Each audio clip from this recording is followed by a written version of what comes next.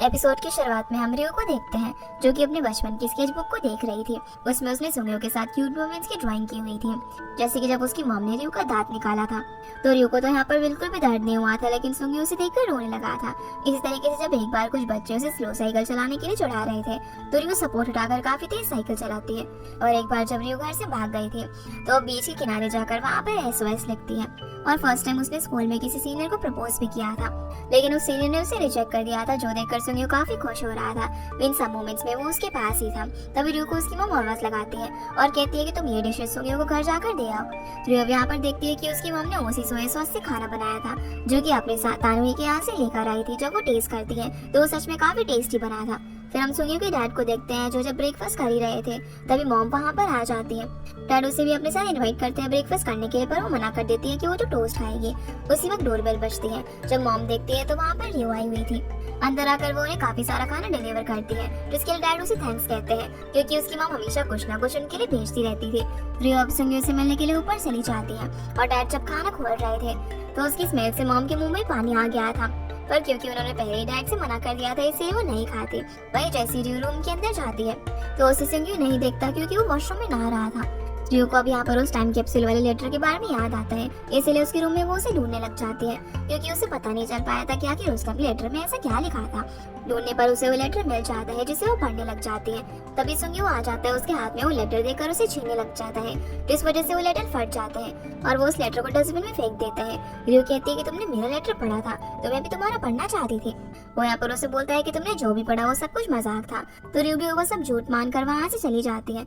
लेकिन बाहर आने के बाद वो इसी सब के बारे में सोच रही थी कि सुंगयो भला 10 साल बाद करने वाला मजाक एक लेटर में क्यों लिखेगा। क्या सच में उसके मन में मेरे लिए फीलिंग्स या सिर्फ मजाक कर रहा था।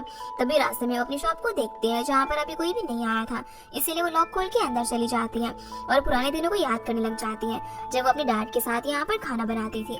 इतने में ही डैड वहाँ पर आ जाते हैं तो उससे पूछते कि तुम बिना बताए यहाँ पर कैसे आ गए। रियो अब यहाँ पर उनसे पुराने दिनों की बात करने लग जाती है कि कैसे वो उनके साथ यहाँ पर काम करती थी और बोलने लग जाती है कि जब आप होटल और रेस्टोरेंट में काम करते थे तो मेरा काफी मन था आपको उस बिग हैट में देखने का। इन्हीं बातों के बीच वो डैड से पूछती है कि कैसा रहेगा अगर मैं भी आपकी तरह शेफ बन जाऊँ तो, पर डैड मना करते हैं और कहते हैं कि मैंने तुम्हें इसलिए इतना नहीं पढ़ाया कि तुम्हें ये काम करना पड़े। तो अब उसकी फेवरेट डिश यहाँ पर बनाने लग जाते हैं। सीन अब यहाँ से काम पर आता है जो कि लिफ्ट में जा रहा था कि तभी उसकी मैनेजर वहाँ पर आती है जो उसे युद्धों के बारे में पूछते हैं तो बताता है कि अब वो ठीक है। वो उसका डिपार्टमेंट अब चेंज करने के लिए कहते हैं क्योंकि इस डिपार्टमेंट में रहकर वो अपनी बेटी से ठीक से नहीं मिल पा रहा था। उसकी कलीग बोलती है कि मेरे 3 बच्चे हैं जिन्हें छोड़कर मैं काम पर आती हूँ, लेकिन ये सब मैं अपने हस्बैंड के बिना नहीं कर पाती क्योंकि वो एक फ्रीलांसिंग जॉब करते हैं। और वो जाते जाते उसे एक बार फिर से इस बारे में सोचने के लिए कहती है। वो बताती है कि बच्चे जल्दी ही बड़े हो जाते हैं। सीन अब यहाँ से ऊपर आता है। वो घर आकर अपना पुराना यूट्यूब चैनल देख रही थी जिसमें वो कुकिंग की वीडियोस अपलोड करती थी जब वो US में थी। इसके बाद वो सुंगयो से मिलने के लिए उसके ऑफिस में जाती है जहाँ पर वो तानुई के साथ था, लेकिन वो उसे देखकर उससे काफी रूडली बिहेव करते हैं। फिर उसे सॉस के लिए अब यहाँ पर थैंक यू कहती है तो तानुई उसे टी के लिए इनवाइट करने लग जाती है, पर सुंगयो बोलता है कि हमें और भी काम है ना जिस पर हमें डिस्कशन करना है। जिसके बाद वो अंदर चले जाते हैं और इसके ऐसे बिहेवियर से रियो काफी इरिटेट हो जाती है। अंदर तानुई सुंगयो से पूछती है कि तुम मेरे साथ काम करने के लिए मान कैसे गए, तो वो कहता है कि एक अच्छी अपॉर्चुनिटी थी सिर्फ इसीलिए। पर वो बोलती है कि पूरे रास्ते तुम इतने चुपचाप बैठे हुए थे, जब रियो आई तो तुम जानबूझकर कहा कि हमें काम करना है, कहीं तुम मेरा इस्तेमाल तो नहीं कर रहे हो। जो सुनकर सुंगयो बोलता है कि तुम क्या चाहती हो कि मैं तुम्हें बाहर फेंक दूं। पर वो बोलने लग जाती है कि रियोना काफी क्यूट लड़की है और तुम दोनों के साथ घूमने में ना मुझे काफी मजा आएगा। पर सुंगयो की बात उससे वो समझ जाती है और उसे कहती है कि लगता है कि तुमने रियो को ऐसा कुछ बता दिया है जो कि काफी इंपॉर्टेंट था। सुंगयो अब डेस्परेट होकर उससे पूछने लग जाता है कि तुम्हें ऐसा क्या समझ में आ गया, पर वो उसे परेशान करने के लिए नहीं बताती। वहीं रियो मोयम से मिलने के लिए जाती है जो कि बोट लाइसेंस के लिए ट्रेनिंग ले रही थी। रियो की पूछने पर वो बताती है कि मैं साउथ पोल जाना चाहती हूँ, वहाँ पर रिसर्च पर्पस के लिए पैरामेडिक को भेजा जाता है तो ये लाइसेंस उसके लिए प्लस पॉइंट रहेगा, लेकिन अभी इसके लिए काफी लंबा प्रोसीजर है। रियो भी उसे बताती है कि मैंने कुकिंग क्लासेस के लिए रजिस्टर किया है और इस बारे में काफी सोचा भी है कि अब मैं यही करना चाहती हूँ। मोयम भी काफी हैरान होती है क्योंकि उसे अभी तक लग रहा था कि उसे सिर्फ पढ़ाई पसंद है, लेकिन उसकी काबिलियत के बारे में गौर से सोचने पर मोयम कहती है कि तुम इसी के लिए बनी हो। अब वो इस मोमेंट को सेलिब्रेट करने के लिए डिनर का प्लान बनाती है, साथ ही सुंगयो को इनवाइट करने के लिए उसे फोन करती है। रियो तो उसे रोकने की कोशिश करती है, पर मोयम उसे कुकिंग क्लासेस वाली बात बता देती है। सुंगी अब यहाँ पर काम का बहाना करके उनके साथ आने से मना कर देता है। जहाँ फोन रखने के बाद मोयम बोलती है कि वो हमेशा मना करता है, लेकिन लास्ट मोमेंट पर आ ही जाता है। पर रियो बोलती है कि इस बार वो नहीं आएगा, जिससे मोयम समझ जाती है कि शायद उनकी लड़ाई हुई है। अब रात में जब सुंगी वर्कशॉप से निकल रहा था तो उसे रास्ते में कांग मिल जाता है, जिसे वो अपने साथ ड्रिंक के लिए इनवाइट करता है। जब कांग उसे अपने साथ घर पर लेकर जाता है तो सुंगी सरप्राइज हो जाता है, क्योंकि वो मोयम का पड़ोसी था। अंदर से युंदो भी बाहर आ जाती है और अपने डैड को गले लगा लेती है, तो कांग उसे इंट्रोड्यूस करवाता है। अब हम इन्हें घर के अंदर एक रिफ्रेशिंग ड्रिंक पीते हुए देखते हैं, जहाँ पर कांग सुंगी उसे बोलता है कि मुझे ड्रिंक किए हुए काफी टाइम हो गया है, कभी कभी लगता है कि मुझे ड्रिंक का असर हो रहा है, और वैसे यहाँ पर आकर उसे काफी अच्छा लग रहा है। ये देखकर सुंगी को अच्छा लगता है कि वो यहाँ पर जल्दी अडॉप्ट कर लिया। कांग फिर उससे पूछता है कि आखिर तुम ड्रिंक क्यों करना चाहते थे, तो सुंगी कहता है कि ये बात ना एक्चुअली मेरे दोस्त की है, जिसे एक लड़की पहले काफी पसंद थी, लेकिन वो उसे कभी बता नहीं पाया। अब उसे लगता था कि वो ना उससे मूव ऑन कर चुका है, उसके लिए फीलिंग्स भूल चुका है, लेकिन उसे दोबारा मिलने के बाद वो काफी कंफ्यूज हो गया, इसलिए वो उस लड़की को अवॉइड कर रहा है। तो कांग बोलता है कि क्या उस लड़की को उसकी फीलिंग्स के बारे में पता है। इस पर सुंगी बताता है कि यही डर की बात है कि उसे कहीं पता ना चल जाए। कांग इसका रीजन पूछता है तो सुंगी कहता है कि मेरा दोस्त चीजें खराब नहीं करना चाहता था, इसलिए उसे अपनी फीलिंग्स को उस लड़की को कभी नहीं बताया। जिनकी ये सारी बातें मोयम कैंडी खाते हुए सुन रही थी, क्योंकि वो उसकी पड़ोसी थी। उसे समझ में आ जाता है कि सुंगी आज क्यों नहीं आया। यहाँ से हम पास का सीन देखते हैं कि जब उन्होंने टाइम कैप्सूल छुपाया था, तब मोयम ने वापस जाकर उस कैप्सूल को खोल लिया था, क्योंकि वो 10 साल तक इंतजार नहीं कर सकती थी। वो वहाँ पर सुंगी का लेटर काफी खुश होकर उसे पढ़ लेती है। मोयम अब यहाँ पर बोलने लग जाती है कि सुंगी एकदम पहले की तरह ही डम है। कांग फिर उससे पूछता है कि क्या तुम्हारा दोस्त अभी जैसा चल रहा है वैसे चलने देना चाहता है। इस पर वो हाँ कहता है। ये सुनकर कांग कहता है कि अगर वो मेरा दोस्त होता तो मैं उसे अपने टाइम के बेस्ट स्विमर से मिलवाता, जो कि काफी मेहनती और कभी हार न मानने वाला स्विमर था। और यहाँ वो इनडायरेक्टली उसी की बात कर रहा था। अगले दिन हम देखते हैं कि रियो की मॉम डैड को उठाती है, क्योंकि उन्हें काम पर जाना था। मॉम कहती है कि हमारे पास इतने पैसे नहीं है कि हम आराम कर सकें, हमने इतने पैसे खो दिए हैं कि मेरी नींद ही उड़ गई है।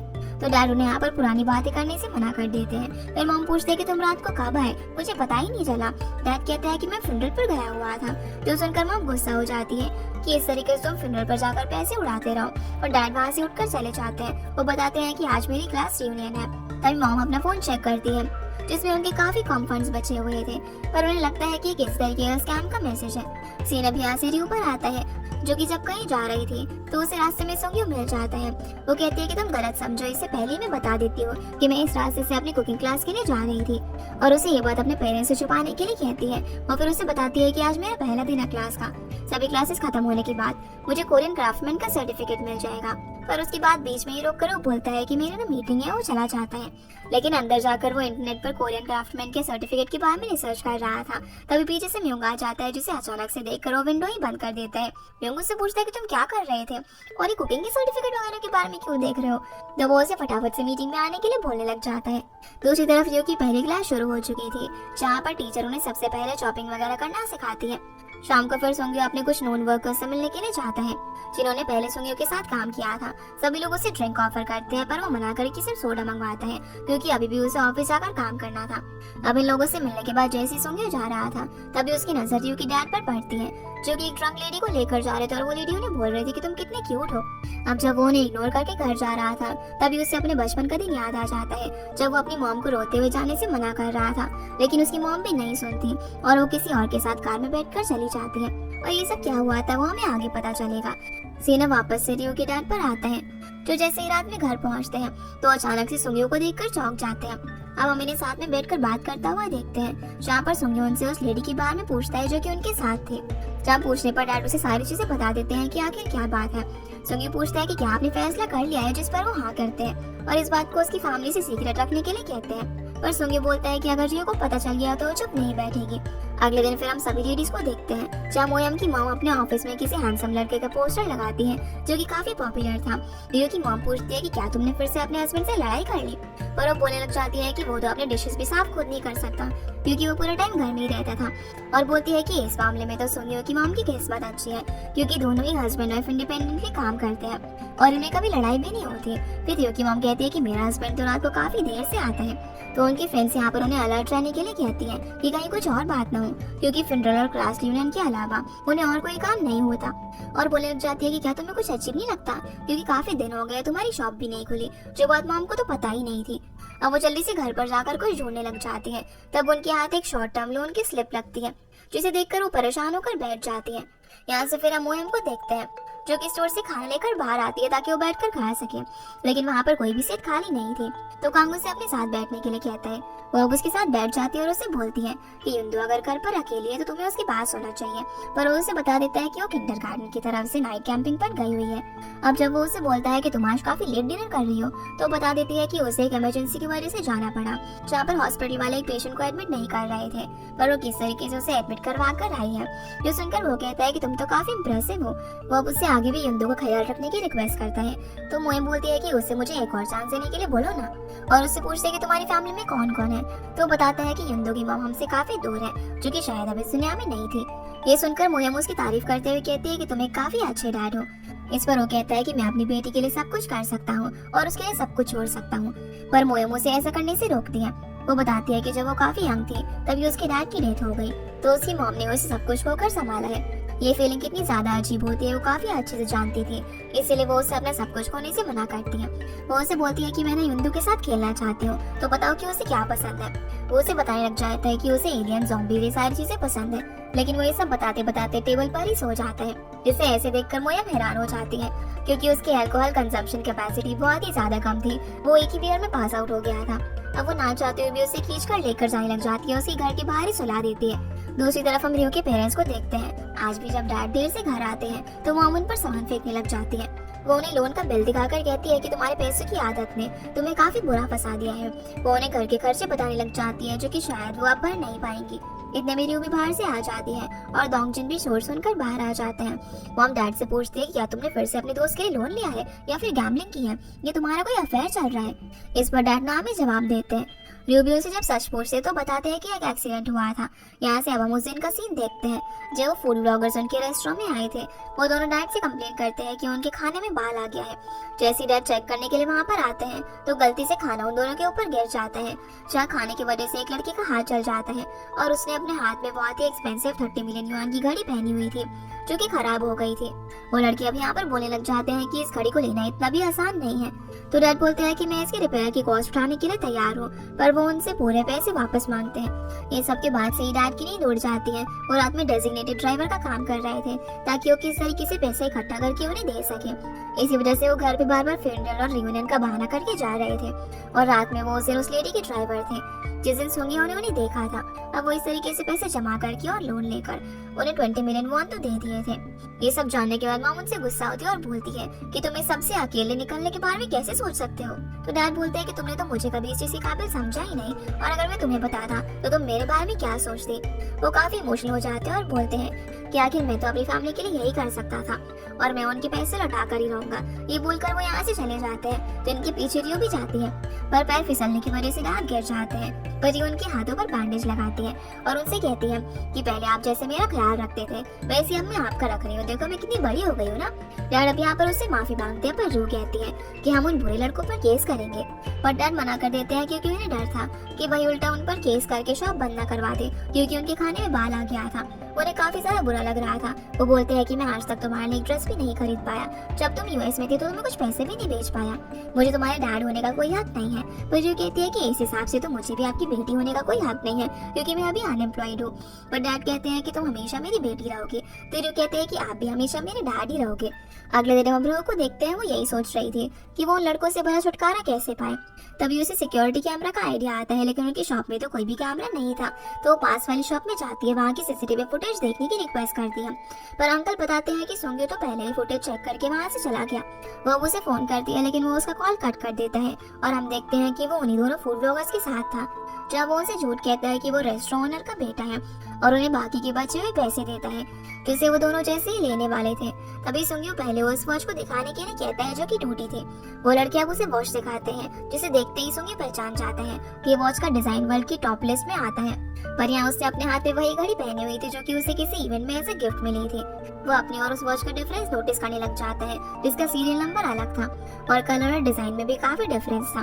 वो फिर उनसे बोलता है कि ये तो इस वॉच की सस्ती कॉपी है, अब ये लड़के जैसे ही वो छीनने वाले थे तभी सोंगयू उनकी वीडियो प्ले कर देता है, जिसमें साफ दिख रहा था कि कैसे रेस्टोरेंट में जाने से पहले वो अपना बाल निकाल कर एक पैकेट में रख लेता है। अब जब उन्हें लगता है कि वो पकड़े जाने वाले हैं तो कहते हैं कि हमने तुम पर केस करेंगे, पर सोंगयू यहाँ पर उन्हें सीसीटीवी की फुटेज का टाइमिंग दिखाता है जो कि 12 बजे का था और उनकी वॉच तो 11:45 पर ही रुक गई थी, जिसका मतलब ये रेस्टोरेंट में जाने से पहले ही खराब थी। इतना एविडेंस काफी था उन दोनों को सबक सिखाने के लिए।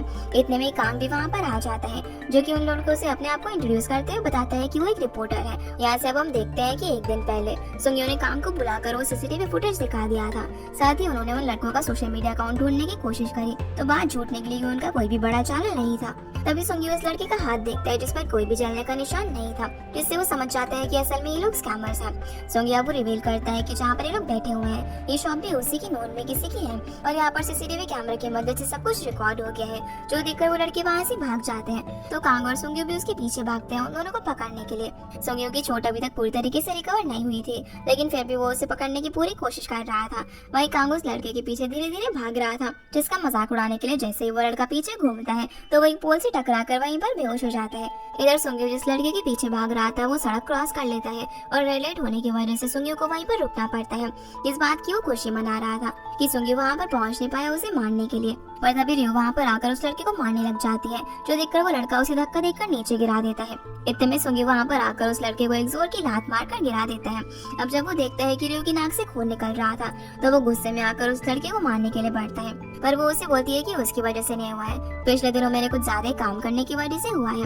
वो उस समय टाइल निकाल कर ब्लड रोकने की कोशिश कर रहा था, जिस सबके बीच वो लड़का भागने की कोशिश कर रहा था, पर तभी दोंगजिन वहाँ पर आ जाता है और उसकी बहुत ही अच्छी धुलाई कर देता है। अब जब ये बात डैड को पता चलती है कि वो दोनों लड़के पकड़े गए हैं तो वो जल्दी से पुलिस स्टेशन जाने लग जाते हैं, पर मॉम तभी उन्हें मारना शुरू कर देती है क्योंकि कल रात डैड ने उनसे कुछ ज्यादा ही कह दिया था। उन्होंने कहा था कि मैं सिर्फ दुबो की डिश बनाने के अलावा और कुछ नहीं जानता और नई फैमिली में कंट्रीब्यूट कर पा रहा हूँ। मामू ने बोलने लग जाते हैं कि तुम उसे सिर्फ खाना कहते हो, आज हम जो कुछ भी है उस डिश की वजह से ही है, हमने अपने बच्चों को सिर्फ वही डिश बेचकर बड़ा कर पाए हैं। डैड अब रोते हुए कहते हैं कि मेरी लाइफ में मुझे कुछ बड़ा नहीं चाहिए, मेरे लिए सब कुछ मेरी फैमिली है। फिर मॉम से माफी मांगकर उन्हें गले लगा लेते हैं, जिसके बाद मॉम ये पुलिस स्टेशन चलने के लिए कहती है और अपने साथ स्टिक्स भी लेकर जाने लग जाती है उन लड़कों को मारने के लिए। पर डैड उनसे बोलते हैं कि ऐसा करने से तुम जेल चली जाओगे और उनसे स्टिक ले लेते हैं और उन्हें लव यू कहकर यहाँ से लेकर चले जाते हैं। दूसरी तरफ हम जो को देखते हैं जो सोंगयू को थैंक यू बोलती है उसकी मदद करने के लिए। वो ये भी बोलते हैं कि तुम सब कुछ पहले से जानते थे इसलिए तुम मुझसे बेटर हो, जिस पर वो एग्री करता है और बोलता है कि तुम्हारे डैड मेरे लिए अनजान नहीं थे कि मैं उस तरह किसी प्रॉब्लम में छोड़ दूं। तो रियो पूछती है कि अच्छा मेरा क्या मैं तुम्हारे लिए अनजान हूँ क्योंकि तुम काफी टाइम से मुझे अवॉइड कर रहे हो। पर वो कहता है कि सब कुछ हमेशा के लिए पहले की तरह नहीं रहता, हम बड़े हो गए हैं और दोनों की अपनी लाइफ है, हमें उस पर ध्यान देना चाहिए और बचपन की तरह से मेरे विंडो पर नॉक करना बंद करो। ये बोलकर यहाँ से चला जाता है। रात में रियो अब ये सारी बातें सोचकर सो नहीं पा रही थी और यही सोच रही थी कि पास में जब सोंगयू ने वो लेटर लिखा था तब वो कितना खुश था, लेकिन कल कैसे उसने उसके सामने उस लेटर को फाड़ कर फेंक दिया। वो अब सोंगयू की विंडो वापस से नॉक करने वाली होती है, लेकिन उसकी बातों को याद करके रुक जाती है। सोंगयू भी अब अपनी विंडो पर आकर देखता है और खुद से कहता है कि काश उस लेटर की तरह मैं अपनी फीलिंग को भी ऐसे क्रम्बल कर पाता तो शायद मैं तुम्हारे साथ पहले की तरह कंफर्टेबल होता। और हम देखते हैं कि असल में उसने उस लेटर को डस्टबिन से वापस निकाल लिया था।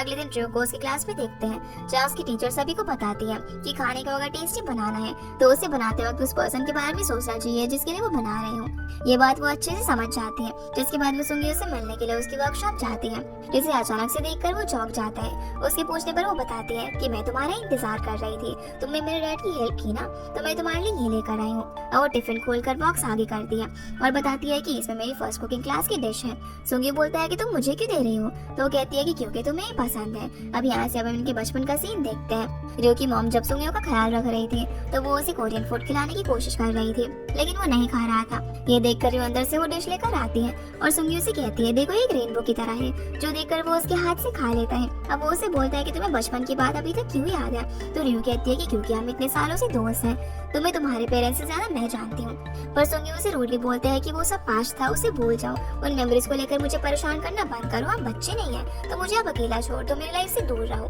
रियो इमोशनल होकर मना कर देती है कि क्या तुमने उस वक्त मेरे घर में आने से पहले परमिशन ली थी, तो मैं भी अब तुम्हारी लाइफ में इंटरफेयर करती रहूंगी क्योंकि हम क्लोज और मुझे हक है।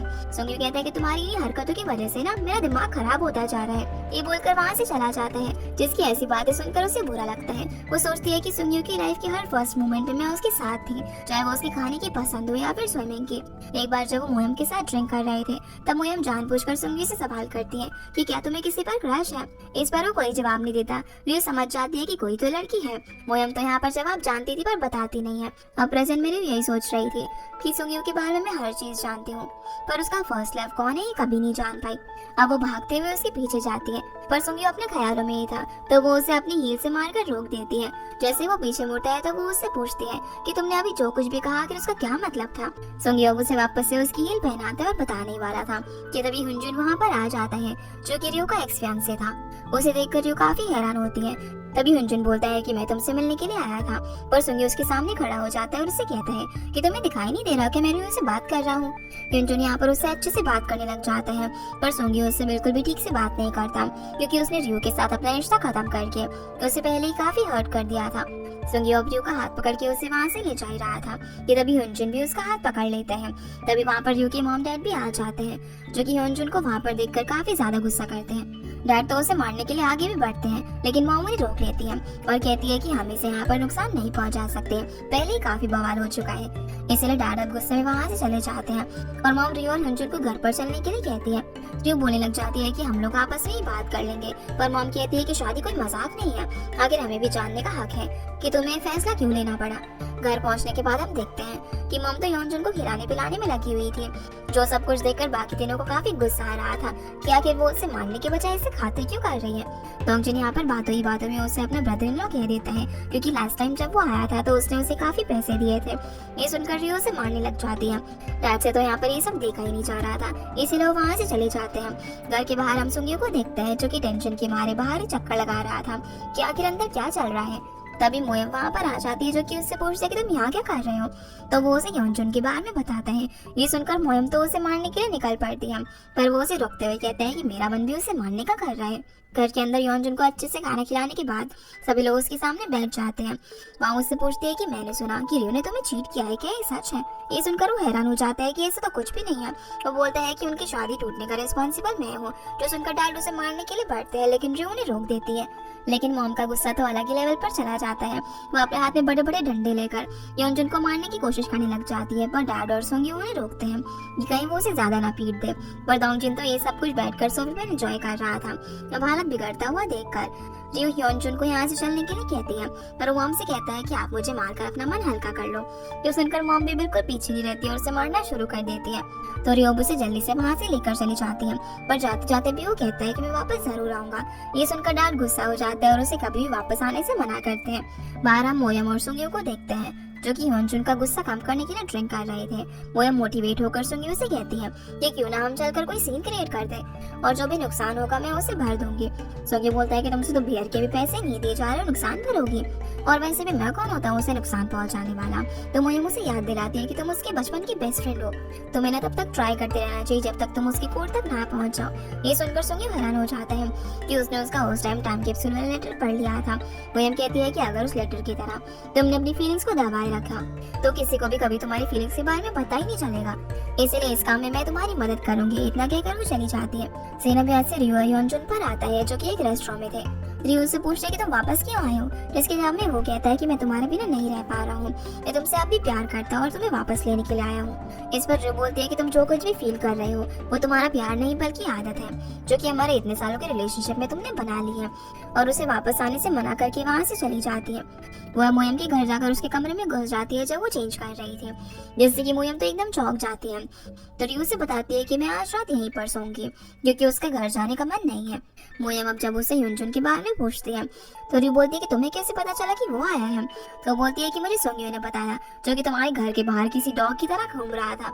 अब जब ये दोनों सोने लगते हैं तो मोयम उससे पूछती है कि योनजुन से दोबारा मिलकर तुम्हें कैसा लगा, क्योंकि लास्ट टाइम रियो ने उसे बताया था कि उसके साथ जो उसने टाइम स्पेंड किया था वो उसे अभी भी नहीं भूली है। पर रियो यहाँ पर उसे बताती है अभी उसे वापस देखकर मैं बहुत ही ज्यादा काम थी, जो कि मैंने एक्सपेक्ट नहीं किया था। ये सुनकर मोयम रिलैक्स हो जाती है और उसे बताती है कि अब तो ये अच्छी बात है, वरना मैं तो उसे मारने के लिए तैयार थी। मोयम तो अभी यहाँ पर सो जाती है, पर रियो फोन निकालकर सुंग्यू का नंबर देखने लग जाती है क्योंकि वो शायद उसे कॉल करना चाहती थी। दूसरी तरफ सुंग्यू ने काफी ज्यादा ड्रिंक कर ली थी। वो भी फोन निकालकर रियो को कॉल करने की कोशिश करता है लेकिन नहीं कर पाता। अगली सुबह अब डैड मॉम को जगाने के लिए जाते हैं, जो देखकर वो अनाय हो जाती है, पर डैड ने उनके लिए ब्रेकफास्ट रेडी किया था। ये देखकर वो चुप हो जाती है। फिर जब वो ब्रेकफास्ट करने के लिए नीचे आती है तो डैड से पूछती है कि कहीं रियो कल जब ह्यूनजुन को वहाँ से ले गई थी तो उसे बचाने की कोशिश तो नहीं कर रही थी। डैड कहते हैं कि ऐसे नहीं है, बल्कि तुम तो उसे मार ही देती, जो देखकर कोई भी उसे बचाता। वैसे तुमने जो भी किया कल ना मुझे काफी मजा आया, पर मॉम को गिल्टी फील हो रहा था कि उन्होंने उसे मारकर गलत किया। जरूर उसके मन में ना क्यों के लिए फीलिंग्स होगी, तभी वो वापस आया है। वो सोचने लग जाती है कि अगर उनकी शादी हो जाए और ये वापस से यूएस चली जाए तो उसकी लाइफ पहले की तरह नॉर्मल हो जाएगी। लेकिन डैड इस चीज के लिए साफ मना कर देते हैं। तभी मॉम को एक मैसेज आता है जिसे देखकर वो डैड से छुपा लेती है। इसके बाद हम रियो को उसके रूम में देखते हैं, जो डिशेज बनाने सीखने के लिए बुक पढ़ रही थी। उसमें सुंग्यू की फेवरेट डिश को देखकर वो बोलती है कि वो तो इसे टेस्ट भी नहीं कर पाया। तभी मॉम उसके रूम में आ जाती है, जिन्हें देखकर वो उस बुक को छुपा लेती है। मॉम उसे जल्दी से तैयार होने के लिए कहती है, बताती है कि तुम नेबरहुड में इस तरीके से नहीं जा सकती, और उसे अच्छे से तैयार होने के लिए बोलती है। रियो को तो समझ ही नहीं आ रहा था कि आखिर बात क्या है। तैयार होने के बाद वो जैसे ही घर से बाहर निकलती है तो देखती है कि यॉनचुन उसका इंतजार कर रहा था, जिससे वो समझ जाती है कि ये सब उसकी मॉम की चाल थी। और उस वक्त जो मॉम को मैसेज आया तो वो यॉनचुन ने ही भेजा था कि वो थोड़ी देर में आने वाला है। इतने में ही सोंग्यो अपनी साइकिल से बाहर आ जाता है, जो रियो से कहता है कि तुम्हें क्लास के लिए लेट नहीं हो रहा। अब वो यॉनचुन से दूर रहने के लिए फटाफट से सोंग्यो की साइकिल पर उसे पकड़कर बैठ जाती है और वो उसे यहाँ से लेकर चला जाता है, जो सब यॉनचुन देख रहा था। रास्ते में अब सुंग्यो उसके किए हुए मेकअप की बुराई करने लग जाता है कि इस गेटअप में तुम बिल्कुल भी अच्छी नहीं लग रही हो। वो कहती है कि ये सब ना मेरी मॉम का सेटअप था और तुमने जो मेरी बुराई की है मैं ऐसा प्रिटेंड करूंगी कि मैंने वो नहीं सुना। लेकिन वो फिर से कहने लग जाता है कि तुम ना अगली दिख रही हो। ये सुनकर वो उसके पेट को जोर से पकड़ने लग जाती है, जिससे उसे काफी दर्द हो रहा था और वो उसे छोड़ने के लिए कहता है। रियो फिर अब उसे टाइटली होल्ड कर लेती है, जिससे उसे काफी अच्छा लगता है। दोनों अब एक साथ कल रात की बात करते हैं, जहाँ पर रियो उसे बोलने के लिए कहती है। तो वो पूछता है कि कल ह्यूनजुन ने तुमसे क्या कहा, कहीं ऐसा तो नहीं है कि वो फिर से तुम्हारे साथ रिलेशनशिप में आना चाहता है। जिसका जवाब देने में रियो हिचकिचा रही थी। तो सुंग्यो उसे बोलता है कि तुम्हें उसके वापस आने से काफी अच्छा लगा होगा ना, क्योंकि तुम इतने साल से रिलेशनशिप में थे, पर क्या तुम्हारे अंदर कोई सेल्फ रिस्पेक्ट नहीं है कि तुम उसकी बात से इन्फ्लुएंस हो गई। जो सुनकर रियो से साइकिल रोकने के लिए कहती है। अब वो इतनी जोर से ब्रेक मारता है कि रियो का सारा मेकअप उसकी जैकेट पर ही लग जाता है और वो उसकी साइकिल को लात मारकर वहां से चली जाती है, क्योंकि वो उसे ऐसी बातें बोल रहा था। कुकिंग क्लास में पहुंचने के बाद रियो काफी गुस्से में खाना बना रही थी, जिसे ऐसे उसकी टीचर भी काफी गौर से देख रही थी। दूसरी तरफ सुंग्यो जब ऑफिस पहुंचता है तो मियोंग और ली को आज के टास्क बताते हुए अपने कैबिन में चला जाता है। लेकिन जब ये दोनों इसकी जैकेट पर मेकअप का निशान देखते हैं तो सोचने लग जाते हैं कि आखिर कौन लड़की हो सकती है। लीना को उसका चेहरा जाना पहचाना लग रहा था, तो मियोंग सोचता है कि कहीं वो तानवी होगी। इतने में वो भी वहाँ पर आ जाती है, पर लीना उसे देखकर कहती है कि नहीं, ये वो नहीं है। तानवी अब अंदर सुंग्यो से मिलने के लिए जाती है, जो कि काफी ध्यान से कुछ रिसर्च कर रहा था। तानवी बताती है कि उसने अपना प्लान कॉफी पॉट से शिफ्ट करके केटल पर कर लिया है, क्योंकि जिस चीज को बनाने में जितना ज्यादा टाइम लगता है वो उतना ही अच्छा बनता है। ये देखकर वो उससे कहता है कि तुम तो काफी बदल गई हो, जिसका क्रेडिट वो उसे ही देती है और कहती है कि पर तुम टेंशन मत लो, मैं अपने हार्ट को फॉलो करूंगी और तुम अपने हार्ट को करना, और जो अपने हार्ट को फॉलो करेगी। उसका नाम सुनकर वो अनॉय होने की हरकत करने लग जाता है और बोलता है कि तुम उसी के बीच में लेकर आ रही हो, जिसे ऐसे देखकर तानवी को काफी मजा आ रहा था। यहाँ से अब हम काम को देखते हैं, जो कि अपनी बेटी को स्कूल से पिक करने के लिए ऑफिस से हाफ डे लेकर गया हुआ था। ये बात जब उसे पता चलती है तो वो उससे कहती है कि आपकी इस तरह बार बार छुट्टी लेने से आपके ऑफिस वाले मेरे बारे में यही सोचेंगे ना कि मैं एक कमजोर बच्ची हूँ जिसे हर टाइम केयर की जरूरत पड़ती है। वो उसे बोलती है कि आप बस मेरे कॉलेज जाने तक अपनी जॉब को सिक्योर करके रखना, जिसकी बात पर वो भी हाँ में जवाब देता है। यहाँ से फिर हम मोयम को देखते हैं, जो जब सीरियस स्टोर से सामान लेकर बाहर निकल रही थी तभी एक तेज कार आकर एक पुल से टकरा जाती है। मोयम जब चेक करती है तो पता चलता है कि इस आदमी को हार्ट अटैक आया था। वो भीड़ में खड़े हुए लोगों को एम्बुलेंस को कॉल करने के लिए बोलती है, जिनके अंदर काम भी मौजूद था, तो वो फटाफट से एम्बुलेंस को कॉल कर देता है। तभी वो स्टोर से एक हैमर लेकर आती है और जल्दी से कार का शीशा तोड़कर उस आदमी को बाहर निकाल लेती है, जहाँ वो उसे CPR देकर उसकी जान बचा लेती है, जिसे युंदो काफी ध्यान से देख रही थी। उसे देखकर मोयम उसे हाय बोलती है और काफी खुश होती है। सीन अब रियो की मॉम और उनकी फ्रेंड्स पर आता है, जो कि पार्क में काफी हंसी मजाक कर रही थी। उनमें से एक फ्रेंड फिर सभी को कुछ पीने के लिए ड्रिंक देती है ताकि उससे इनकी स्किन ग्लो करे। पर इन्हीं सब बातों में रियो की मॉम सभी से कुछ जोड़ली बातें करने लग जाती है, जो देखकर मोयम की मॉम कहती है कि युनजुन के आने की वजह से उसका गुस्सा तुम हम पर निकाल रही हो। वो लोग अब उसका गुस्सा शांत करने के लिए उसकी तारीफ करने लग जाती हैं कि तुम भी स्कूल के अंदर कितनी ज्यादा पॉपुलर थी, तुम्हारे पीछे भी हमेशा लड़के पड़े रहते थे, वैसे ही रियो भी तुम्हारी तरह इतनी स्मार्ट है, इसी वजह से उसका एक्स फियांसे उसके पास वापस आ गया है। और उसे अच्छा फील कराने के लिए कहती है कि हमें तो उसे मारना चाहिए। पर मॉम उसकी साइड लेने लग जाती है, जिनकी बात उसे समझ में आ जाता है कि वो अभी रियो का फ्यूचर यूनजुन के साथ देख रही थी और गुस्से में यहाँ से चली जाती है। दूसरी तरफ रियो जब क्लास से वापस आ रही थी तब उसे रास्ते में यूनजुन दिख जाता है, जिसे जब वो इग्नोर करती है तो वो उसका ध्यान अपनी तरफ करने के लिए पैर में चोट का बहाना करता है, जिसकी ये ट्रिक काम आ जाती है। वो रियो से कहता है कि मैं जानता हूँ कि मैंने पास में काफी गलत किया, मैं उतना अच्छा नहीं बन पाया। तो रियो से कहती है कि मैं इन सब से काफी थक चुकी हूँ, इसलिए मैंने अपने बारे में सोचा और डिसीजन लिया। ये बोलकर जब जाने लगती है तब वो उसे अपने साथ आखिरी बार खाना खाने के लिए कहता है। यहाँ से फिर हम मुएम को देखते हैं, जो उस आदमी को हॉस्पिटल पहुंचाने के बाद जब बाहर आती है तो देखती है कि कांग युंदो के साथ वहाँ पर आया हुआ था। वो बोलता है कि युंदो तुम्हें कुछ देना चाहती है। जब मुएम उसके पास जाती है तो वो उसकी चोट पर दवाई लगाकर बैंडेज लगाती है, जो देखकर मुएम काफी खुश होती है और उसे गले लगा लेती है। युंदो बोलती है कि आज तो तुम किसी सुपर हीरो से कम नहीं लग रही थी, जो सुनकर वो और ज्यादा खुश हो जाती है। फिर कांग उसे अपने साथ ही चलने के लिए बोलता है ताकि वो उसे लिफ्ट दे सके। रास्ते में जाते वक्त कांग को गर्मी लग रही थी, इसीलिए वो जैकेट उतार देते हैं। युंदो को कोल्ड होने की वजह से उसने एसी नहीं चलाया हुआ था और मोयम तो इस बात से बहुत ही ज्यादा खुश हो गई थी कि युंदो वापस से उसके दोस्त बन गए। कांग उससे पूछता है कि क्या तुम्हें इस तरीके के इंसिडेंट से डर नहीं लगता। इस पर वो कहती है कि मुझे बस इस बात से डर रहता है कि ऐसा ना हो कि मैं कभी पेशेंट को ना बचा पाऊँ, जिसकी बहादुरी की वो तारीफ करता है। तब मोयम उसे एक किस्सा बताती है जब वो रियल हीरो से मिली थी। एक बार वो बच्चे को हॉस्पिटल लेकर जा रहे थे, तभी रास्ता पूरा ब्लॉक था, पर एक आदमी कार से उतरकर ट्रैफिक को हटवाता है। पर क्योंकि उसे पता नहीं था कि वो हीरो कांग है, तो बोलने लग जाती है कि उस दिन वो उसका चेहरा नहीं देख पाई थी, लेकिन उसकी टी शर्ट पे मड फ्लैट मैन लिखा हुआ था और वही मेरा ड्रीम मैन है। जो सुनकर कांग को सब कुछ समझ में आने लग जाता है। वो अचानक से ब्रेक मारता है, जिससे मोयम की नजर उसकी टी शर्ट पर पड़ती है, जो देखकर उसे पता चलता है कि कांग ही वही पर्सन था। और जब वो उसे पहचान जाती है तो काफी हैरान थी। वो अब घर पहुंचती फटाफट से कार से उतरकर अपने घर में जाने लग जाती है, क्योंकि वो शर्मा गई थी। उसके सामने उसने पता नहीं क्या क्या कह दिया था। तभी कांग पीछे से उसे रोकता है और वो जैसे उसे देने के लिए अपना बैग ओपन करता है तो उसमें सारा सामान नीचे गिर जाता है। ये देखकर मोयम उसकी हेल्प करने आती है और पूछते है कितनी सारी मेडिसिन क्यों रखी हुई है तुमने।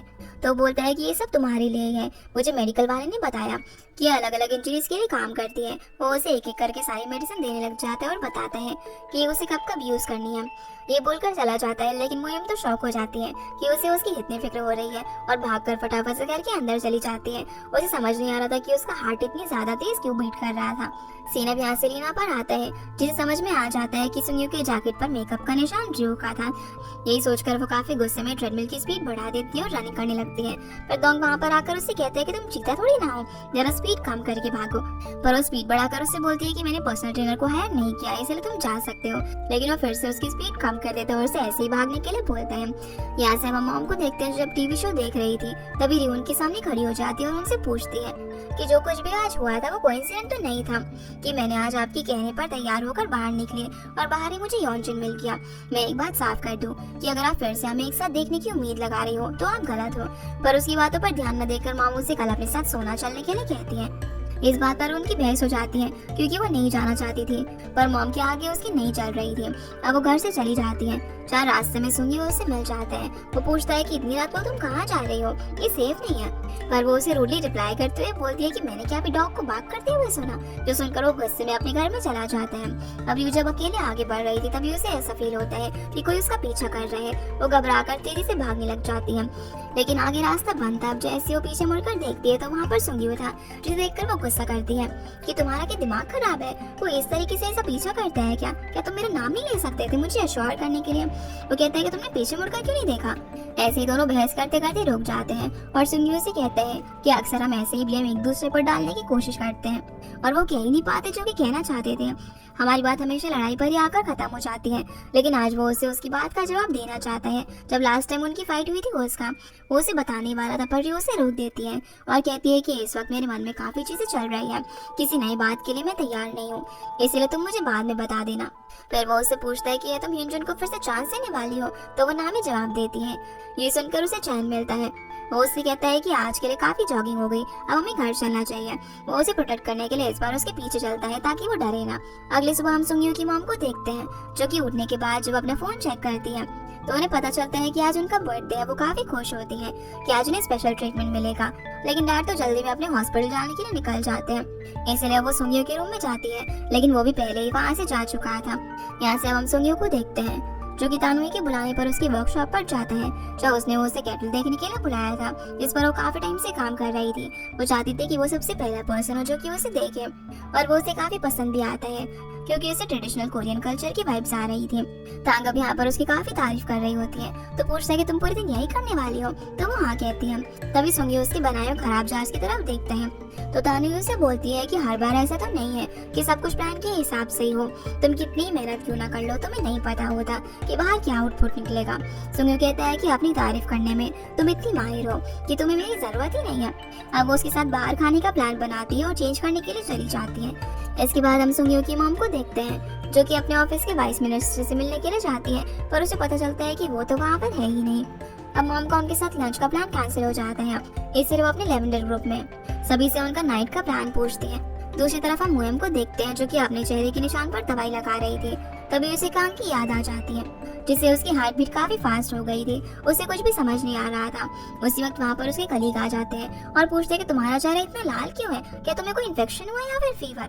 पर वो अपने चेहरे पर जल्दी से बैंडेज लगा लेती है और बोलती है कि ऐसा कुछ भी नहीं है। इधर कांग अपने ऑफिस में पैरामेडिक्स के बारे में रिसर्च कर रहा था, जो देखकर उसके कलीग पूछती है कि इतने ध्यान से क्या पढ़ रहे हो। इस पर वो बताता है कि हर साल 300 से भी ज्यादा असॉल्ट के केस होते हैं पैरामेडिक्स पर।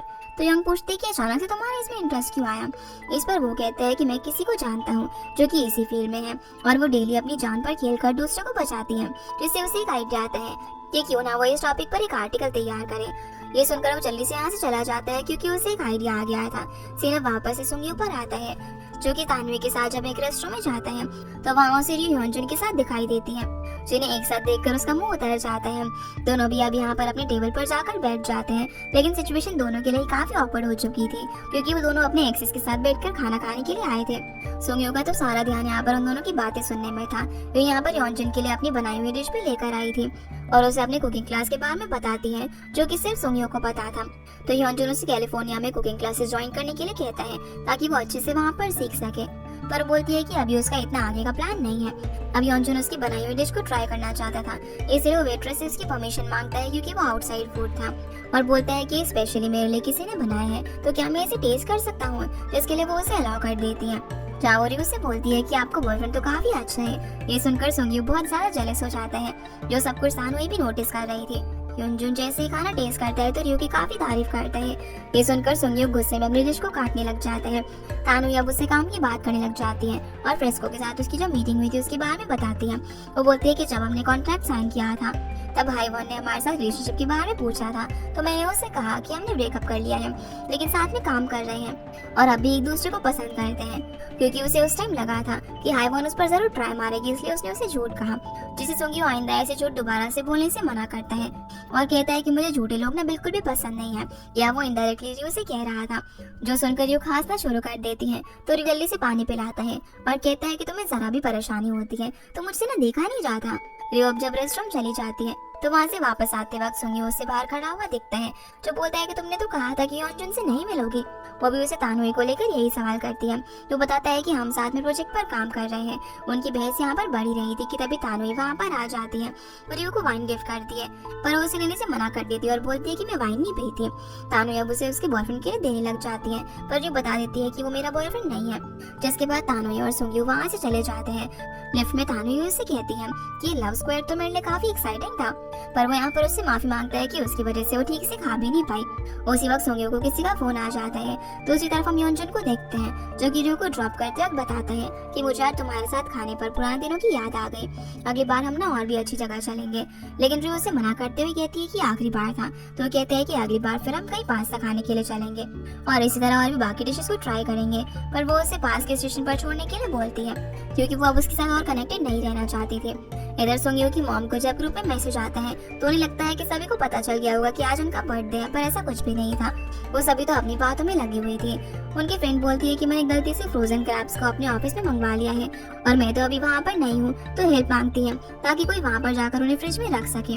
सभी लोग बहाना बनाने लग जाते हैं कि उनके पास तो टाइम ही नहीं है, इसलिए मॉम वहाँ पर जाती है उस पार्सल को रखने के लिए। वो गुस्से में उसे लात मारकर अंदर रखती है, पर तभी अचानक से उनकी सारी फ्रेंड्स उनके सामने आ जाती है और उन्हें बर्थडे सरप्राइज देती है। ये देखकर वो काफी इमोशनल हो जाती है और रोने लगती है। उसी वक्त उन्हें सुंगयू का मैसेज भी आता है जो उन्हें बर्थडे विश करता है। ये देखकर वो और भी खुश हो जाती है, पर डैड ने उन्हें अभी तक विश नहीं किया हुआ था। यहाँ से हम डैड को देखते हैं जो कि काफी खुश हो रहे थे। वो मॉम के लिए उनके फेवरेट फ्लावर्स लेने के लिए हर शॉप में जाते हैं, लेकिन वो उन्हें कहीं पर भी नहीं मिल रहे थे। इसके बाद हम सुंगयू को देखते हैं जो कि स्विमिंग पूल के पास था। वो अपनी मॉम का थैंक यू मैसेज देखता है। तभी वहाँ पर उनकी टीचर में सु आ जाती है, उसे कांग्रेचुलेट करती है डिजाइन कंपटीशन जीतने के लिए और बोलती है कि ये बात तुम रियो को जल्दी बता देना। लेकिन वो मना कर देता है, पर वो कहती है कि रियो मुझे फोन करके हमेशा पूछती रहती है कि कॉन्टेस्ट का विनर कौन बना, और अब उसे कॉन्ट्रैक्ट मिल गया था तो वो उसे बेस्ट विशेस देती है उसके पास को रेनोवेट करने के लिए। अब सुंगयू को यहाँ पर तानोई की बात याद आने लग जाती है कि हम चाहे क्ले पर कितनी भी मेहनत कर ले, पर फायर से निकालने के बाद इसकी शेप डिसाइड होगी कि वो कैसा बनेगा। वो फटाफट से रियो को कॉल करके पूछता है कि तुम कहाँ पर हो, तो वो बताती है कि मैं डैड के रेस्टोरेंट में प्रैक्टिस कर रही हूँ। तो वो उसे वहीं पर वेट करने के लिए कहता है। दूसरी तरफ हम सुंगयू के डैड को देखते हैं जिन्हें काफी ढूंढने के बाद फ्लावर्स मिल जाते हैं। उन्हें लेकर वो खुशी से घर पर पहुंचते हैं, लेकिन घर के बाहर वो मॉम को अपने बॉस के साथ देखकर अपसेट हो जाते हैं और उनके हाथ से वो फ्लावर्स वहीं पर गिर जाते हैं। इधर सुंगयू भागते हुए यही सोच रहा था कि मेरे पास काफी चांसेस हैं मैं रियो को अपनी फीलिंग्स के बारे में बता सकूं, चाहे वो उनकी ग्रेजुएशन का दिन हो या फिर चाहे वो तब का टाइम हो जब रियो यूएस जाने वाली थी। यही सब सोचता हुआ वो उसके पास पहुंच जाता है और उससे बोलता है कि आज मैं तुम्हें वो बता कर ही रहूंगा जो मैं डर की वजह से कभी भी नहीं बता सका। उस दिन जब मैंने तुमसे कहा था कि तुम्हारी वजह से मेरा दिमाग खराब हो रहा है, तो मेरा मतलब ये था कि मैं तुम्हें पसंद करता हूँ। जो सुनकर रियो तो उसे देखती रह जाती है। सुंगयू की बात अवॉइड करने के लिए रियो खाना बनाने लग जाती है, लेकिन बाउल इतना गर्म था कि उसका हाथ ही जल जाता है। ये देखकर सुंगयू जल्दी से उसका हाथ पानी में डालता है और उससे कहता है कि तुम्हें ध्यान रखना चाहिए था ना। रियो बोलती है कि इसमें तुम्हारी गलती है, तुमने मुझसे ये सब बोला और मैं ध्यान नहीं रख पाई। तभी रियो महसूस करती है कि सुंगयू के हाथ काफी वार्म है। इस पर वो कहता है कि ये अक्सर होता है। वो उसे हॉस्पिटल चलने के लिए कहता है, लेकिन वो मना कर देती है और बोलती है कि अब जब मुझे कुकिंग को ही अपना प्रोफेशन बनाना है तो मेरे लिए सब कॉमन होने वाला है, जिससे सुंगयू को उसकी काफी फिक्र होने लग जाती है। पर रियो कहती है कि तुम्हें भला कब से मेरी फिक्र होने लगी। इस बार वो बोलता है कि तुम अच्छे से जानती हो, बचपन से लेकर अभी तक मेरा यही टास्क रहा है। मुझे हमेशा तुम्हारी फिक्र रहती है कि तुम्हारी बड़बोली आदत से कहीं तुम्हारी मॉम तुम्हें मारे ना। तुम कितनी बार चीजों से हिट होकर रोई हो कि तुम कार का बम्पर हो या फिर क्या। ये सब बोलते बोलते उसके मन में जितनी भी फिक्र थी रियो के लिए वो सारी जाहिर कर देता है और उसके बाद बोलता है कि तुम कैसा फील करती हो मेरे बारे में, तुम मुझे बता सकती हो।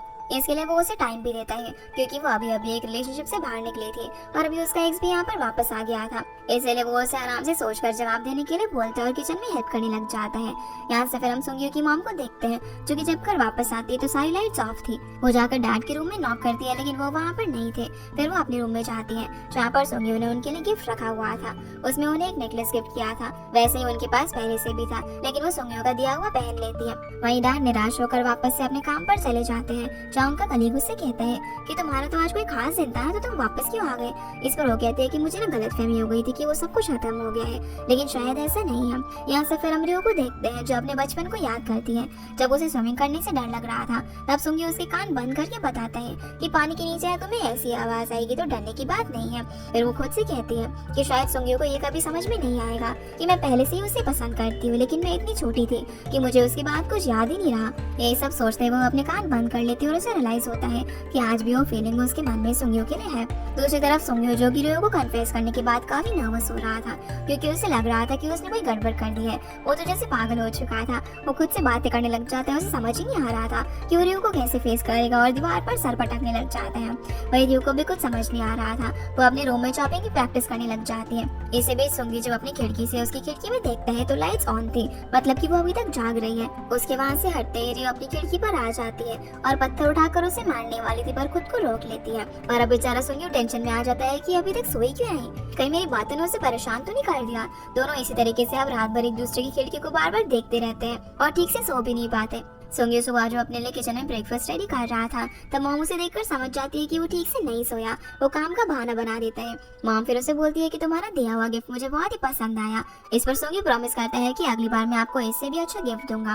तभी डैड वापस आ जाते हैं जिन्हें सुंगयू बताता है कि कल मॉम का बर्थडे था। तो डैड कहते हैं कि अच्छा मैं काम की वजह से भूल गया था और मॉम से माफी मांगते हैं, लेकिन मॉम उससे कहती है कि कोई बात नहीं, बर्थडे तो हर साल आता रहता है, इसमें कुछ भी इम्पोर्टेंट नहीं है। सुंगयू अब इस ऑकवर्डनेस को खत्म करने के लिए उन्हें साथ में खाने के लिए बोलता है, लेकिन डैड बोलते हैं कि वो काफी थक चुके हैं, इसलिए आराम करने के लिए चले जाते हैं। वही रात भर जागने की वजह से रियो की डार्क सर्कल्स बन गए थे, इसलिए वो मेकअप करने लगती है। तभी उसकी नजर सुंगयो की टाई पर पड़ती है, जिसे उसने उसे ब्लड रोकने के लिए दिया था। वो इसे वापस करना चाहती थी, पर तभी वो अपने कपड़ों का हाल देखती है। नीचे हम डोंगजुन को देखते हैं, जो कि मॉम को उसे इन्फ्लुएंसर बनाने के लिए कन्विंस कर रहा था, ताकि वो फेमस होकर और भी पैसे कमा सके। पर ये उस पर अपना बैग फेंक कर मारती है और ऐसी बकवास बंद करने के लिए कहती है। पर अब ये दोनों भाई बहन हमेशा की तरह लड़ने लग जाते हैं। ये देखकर मॉम इन दोनों को ही डांट देती है। रियो अब डोंगजुन को भगाने के बाद जब जा रही थी, तो मॉम उससे पूछती है कि तुमने हमेशा की तरह शर्ट क्यों नहीं पहनी है। इस पर वो बोलती है कि सभी कपड़े ना गंदे हैं, उन्हें धोना पड़ेगा। पर मॉम को याद था कि उन्होंने टी शर्ट सारी अलमीरा के अंदर रखी थी। वो बिना कुछ कहीं जाने लग जाती है, पर मॉम उसका परफ्यूम स्मेल कर लेती है, समझ जाती है कि वो डेट के लिए जा रही है। रियो अब जैसे ही घर से बाहर निकलती है, तो सुंग्यो भी ऑफिस के लिए निकल रहा था। पहले तो दोनों एक दूसरे से आंखें भी नहीं मिला पा रहे थे, तो सुंग्यो बात शुरू करने के लिए उससे पूछते हैं, क्या तुम कल ठीक से सोई। इस पर वो जवाब देती है कि हाँ, मैं तो काफी मजे से सोई। सुंग्यो भी बोलता है कि हाँ, मैं भी जैसे ही लेटा था ना, वैसे ही सीधा नींद आ गई और सुबह आँख खुली। वो अब यहाँ पर उसे उसकी टाई वापस कर देती है और उससे पूछती है कि क्या मैं तुम्हारा जवाब सच में बाद में दे सकती हूँ। इस पर वो इसे इस बारे में आराम से सोचने के लिए कहता है, पर वो साथ में ये भी बताता है कि मैंने जो जवाब दिया है उसकी एक्सपायरी डेट भी होगी। अब एक्सपायरी डेट की लिमिट जानने के लिए ये लोग एक स्टोर में जाते हैं। सुंग्यो वहाँ पर जाकर एक कैन की एक्सपायरी डेट देखता है, जो कि 3 साल थी, लेकिन ये काफी ज्यादा हो गया था। इसलिए वो उन्हें छोड़कर कोई कम शेल्फ लाइफ वाला आइटम देखने लग जाते हैं। जिस बीच रियो से बड़े प्यार से देख रही थी। जब उसे ये चीज रियलाइज होती है, तो वो जल्दी से वहाँ से चली जाती है। तभी शॉप में काम करने वाली लेडी सुंग्यो के पास आती है और उसे कहती है कि तुम्हें कुछ लेना भी है या फिर नहीं। जब से आए हो इधर उधर सामान कर रहे हो और मेरा काम बढ़ा रहे हो, जिस चीज के लिए वो उसे माफी मांगता है। हम देखते हैं कि सुंग्यो उन सभी आइटम्स को खरीद कर अपने ऑफिस में लेकर जाता है और उन्हें मोयाम और लीना को दे देता है। पर वो अपने लिए सबसे जल्दी एक्सपायर होने वाला बनाना मिल्क लेता है, जिसे ऐसे मुस्कुराते हुए देखकर लीना काफी खुश हो रही थी। सीन अब काम पर आता है, जिसने अपनी बॉस से डिपार्टमेंट शिफ्ट करने की बात करी थी। इसके लिए वो मना कर देते हैं। वो उसका कारण बताता है कि क्योंकि मुझे कुछ टाइम पहले ही मड फ्लैट मैन का टाइटल मिला था। अब अपना टाइटल तैयार करने के लिए वो एक सेफ्टी सेंटर जाता है। वहाँ पर मोयम से मिलता है, क्योंकि आर्टिकल लिखने के लिए वो पैरामेडिक के बीच में रहकर सब कुछ एक्सपीरियंस करना चाहता था। मोयम को नहीं लगता कि बिना एक्सपीरियंस के वो ये काम कर सकता है, तो वो अपनी स्ट्रेंथ दिखाने के लिए उसे पुशअप करने लग जाता है, जिसकी मसल्स देखकर वो उस पर लट्टू होने लग जाती है, पर फिर उसे रोक देती है। कांग अब मोयम की बॉस से परमिशन लेने के लिए पहुंच जाता है, जहाँ वो खुशी खुशी इस चीज के लिए मान जाते हैं। साथ ही वो मोयम को कांग का इंचार्ज भी बना देते हैं। दूसरी तरफ रियो के डैड जब रेस्टोरेंट पहुंचते हैं, तो उन्हें काफी अजीब लगता है, क्योंकि चीजें अपनी जगह पर नहीं थी और किचन भी थोड़ा गंदा पड़ा हुआ था। वहीं सब लेडीज एक रोमांटिक शो को देख रही थी, पर सुंग्यो की मॉम को उसमें जरा भी इंटरेस्ट नहीं था। वो कहती है कि इस तरह के शोज तो कोई भी प्रेडिक्ट कर सकता है। तभी रियो की मॉम को योनजुन का मैसेज आता है, जो कि उनसे मिलना चाहता था। ये देखकर वो शो के अंदर रियो और योनजुन को इमेजिन करने लग जाती है, जिसमें रियो की फोन की बैटरी खत्म हो गई थी, वो किसी इंपॉर्टेंट कॉल पर थी। तो योनजुन उसे अपना चार्जर दे देता है और यहीं से उनकी बातें शुरू होती है। फिर प्रेजेंट में आता है, जहाँ पर मॉम योनजुन से मिलने के लिए जाती है और उससे पूछते हैं, तुमने ऐसा क्यों किया? तुम एक दूसरे को चीट नहीं किया, तो फिर भला ऐसा क्या हुआ कि तुमने अपना रिलेशनशिप तोड़ना पड़ा? तो इस पर वो कहता है कि मैं तो हमेशा से रियो को पसंद करता हूँ। तभी बाहर से डैड गुजरते हैं, जो कि इन दोनों को साथ में देखकर काफी हैरान हो जाते हैं। इधर हम रियो को देखते हैं, जो जब कुकिंग क्लास में थी, तभी उसे सुंग्यो का मैसेज आता है, जिसने उसे एक्सपायरी डेट की इमेज भेजी थी, जो कि 11 दिन में खत्म होने वाली थी। ये देखकर वो काफी हैरान हो जाती है कि इतने कम दिन, जिसे चिल्लाते हुए सुनकर सभी देखने लग जाते हैं। वहीं सुंग्यो उस बनाना मिल्क को संभाल कर फ्रिज में रख देता है। सीना वापस से डैड पर आता है, जो कि मॉम के वापस आने पर उनसे पूछते हैं कि तुम योनजुन से क्यों मिली थी? आगे तुम मुझसे कब तक झूठ बोलोगी? मॉम बोलती है कि मैं तुम्हें बताने ही वाली थी और उसने मुझे मैसेज करके अचानक से बुला लिया था। उसने बताया कि वो रियो से प्यार करता है और उसे वापस यूएस ले जाना चाहता है, जो सुनकर डैड काफी गुस्सा हो जाते हैं। पर मॉम कहती है कि मैं तो चाहती हूँ कि रियो वापस जाए, जो सुनकर डैड और भी ज्यादा गुस्सा हो जाता है और उन्हें अपनी बकवास बंद करने के लिए कहते हैं कि तुम क्या इतने ज्यादा यूएस से ऑब्सेस्ड हो और हम इस तरीके से रियो की मर्जी के खिलाफ नहीं जा सकते। तो मॉम कहती है कि हाँ, मैं लालची हूँ, जो मैं ये चाहती हूँ कि मेरी बेटी खुशी से रहे। मैं नहीं चाहती कि वो मेरी तरह लाइफ जिए। जिनकी ऐसी बातें सुनकर डैड घर से बाहर आ जाते हैं। जहाँ उन्हें सुंग्यो के डैड दिखाई देते हैं, वो भी थोड़े से परेशान लग रहे थे, इसीलिए दोनों साथ में ड्रिंक करने के लिए चले जाते हैं। दोनों ही अपनी लाइफ प्रॉब्लम को खाने से कंपेयर कर रहे थे और यहाँ पर सुंग्यो के डैड को कुछ ज्यादा चढ़ गई थी।